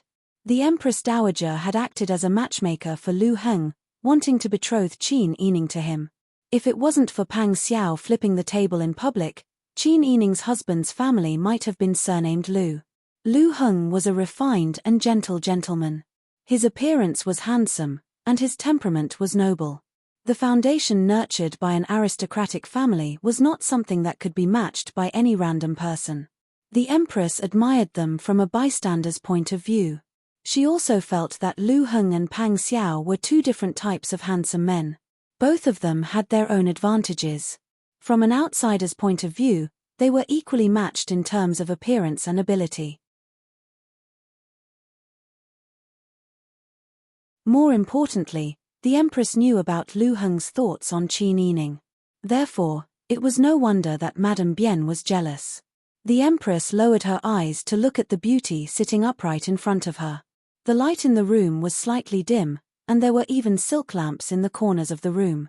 Qin Yining sat there with her head slightly lowered. Her posture was elegant, and her figure and bearing were impeccable. Her hair was inky black, and her skin was porcelain white. From top to bottom, she was exquisite and elegant, as if she had been carefully carved by a craftsman. Not a single flaw could be found in her appearance. It wasn't the first day that the empress had met Qin Yining. When she looked at her carefully, she would panic, let alone a young lady like Bian Ruohan, who had a good family background and good looks. 16 years old was the age when one's temperament was unstable and impulsive. The handsome and rich newlywed had another beauty in his heart that he couldn't compare to. No matter who it was, they wouldn't be able to stand it, right? The Empress rubbed her forehead. She had no choice but to think of a countermeasure. Forget it. She wasn't from the Yingtian Fu, and she wasn't from the imperial clan court. She couldn't investigate clearly. She didn't have the energy or the leisure to do so. She just had to make a statement to smooth things over. The Empress' thoughts flashed, but it was only for a moment. She picked up the teacup with her painted white fingers and smiled. "Princess consort, please have a taste of this tea. Zhong Yibor specially prepared it for me. It's comparable to the ones in the palace." Seeing that the Empress had changed the topic, Qin Yining couldn't figure out what she was thinking. She smiled and picked up the teacup beside her. "The Lu family naturally has many good things." The Empress smiled. "That's right. The Lu family has been around for hundreds of years and has a deep foundation. Although I'm the Empress, I still feel inferior in front of the Lu family's enormous foundation." Qin Yining took a sip of the tea and put it down. "A hero's background doesn't matter. Your Highness is already the Empress, the most honorable woman in the world. Why do you have to belittle yourself? Moreover, no matter how big the aristocratic families are, they are only officials in front of the imperial family. Although that's the case, when it comes to foundation, it's really hard to imitate or envy." The Empress probed that Zhong Yibor, as the head of the Lu family, already feels aloof in the imperial court. Hearing that the Empress kept mentioning the Lu family and Lu Heng, Qin Yining was alarmed and didn't respond. The Empress smiled and said, "However, although the Lu family is big and Zhong Yibor is outstanding, Jixi is also a rare talent from a general's family. When Jixi and our Lan followed the Emperor to fight for the world, I was really worried sick." Seeming to think of the past, the Empress sighed. "The men were fighting outside and couldn't come home once a year. Every time they came back, I and the Empress Dowager would be busy preparing a table full of good food. Jixi and our Lan suffered a lot in the army and hated that they couldn't eat." The Empress thought of the past and laughed. Later on, the situation gradually improved. Jixi and our Lan still yelled sister-in-law, "We want to eat" when they entered the house. In the past, when her husband was fighting outside, he still felt guilty towards his wife and mother at home.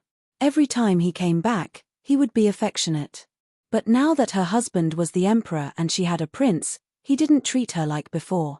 He was reluctant to leave among the young and beautiful concubines and had long forgotten about her. Because of their positions, the two people who treated her like younger brothers only distanced themselves from her when they saw her. They wouldn't call her sister-in-law anymore and wouldn't complain that they were hungry. Qin Yining could feel the Empress's disappointment and helplessness and couldn't help but sigh. The Empress didn't forget her purpose and sighed, "You are also a woman with a hard life. I know you don't feel good." Thinking of how Qin Yining's entire family was gone and how the pair of twins that people envied were now dead. As a mother, she understood the pain of losing a child the most. The Empress's eyes gradually moistened and she looked down. "Your Majesty has already ordered the capture of the bandits. Sooner or later, he will give you an explanation. You also have to come out and live a good life with Jixi and look forward." Qin Yining nodded emotionally and her eyes instantly moistened. Now, when she wanted to cry, she didn't need any ginger juice.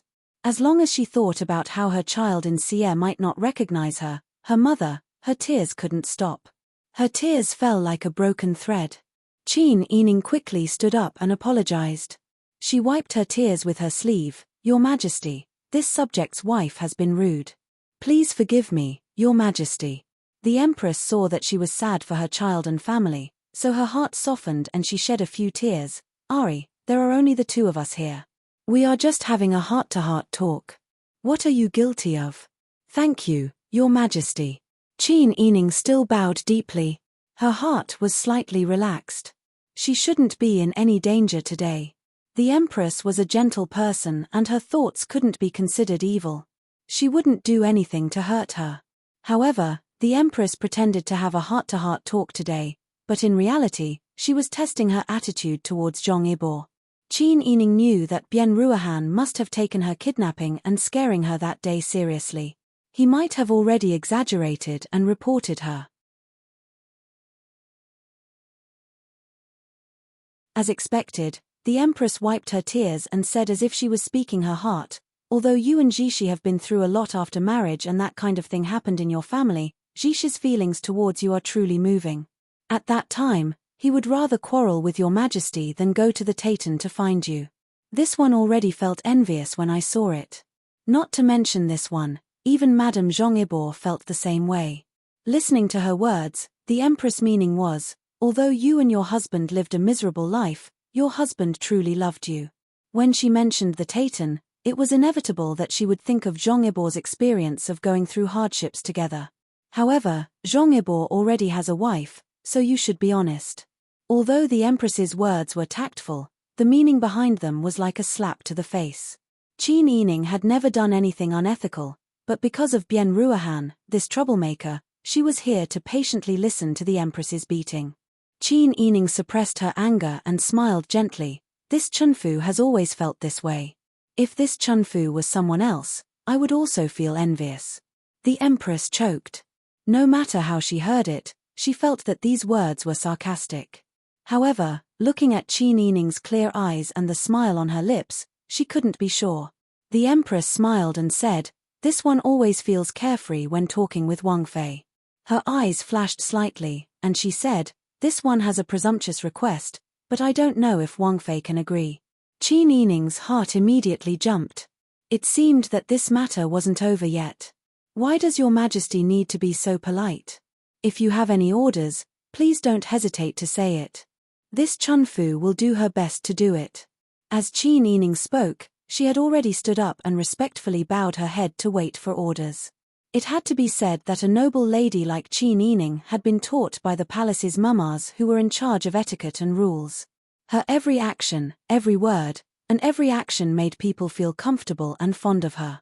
When the Empress saw her bow, it was as pleasing to the eye as if she was passing through flowers and brushing willows. Her heart softened a bit, and her voice also softened. To tell you the truth, this one came here. Although this one has good food, shelter, and other necessities, I still have to abstain from meat and pray in the temple every day. It's a bit lonely.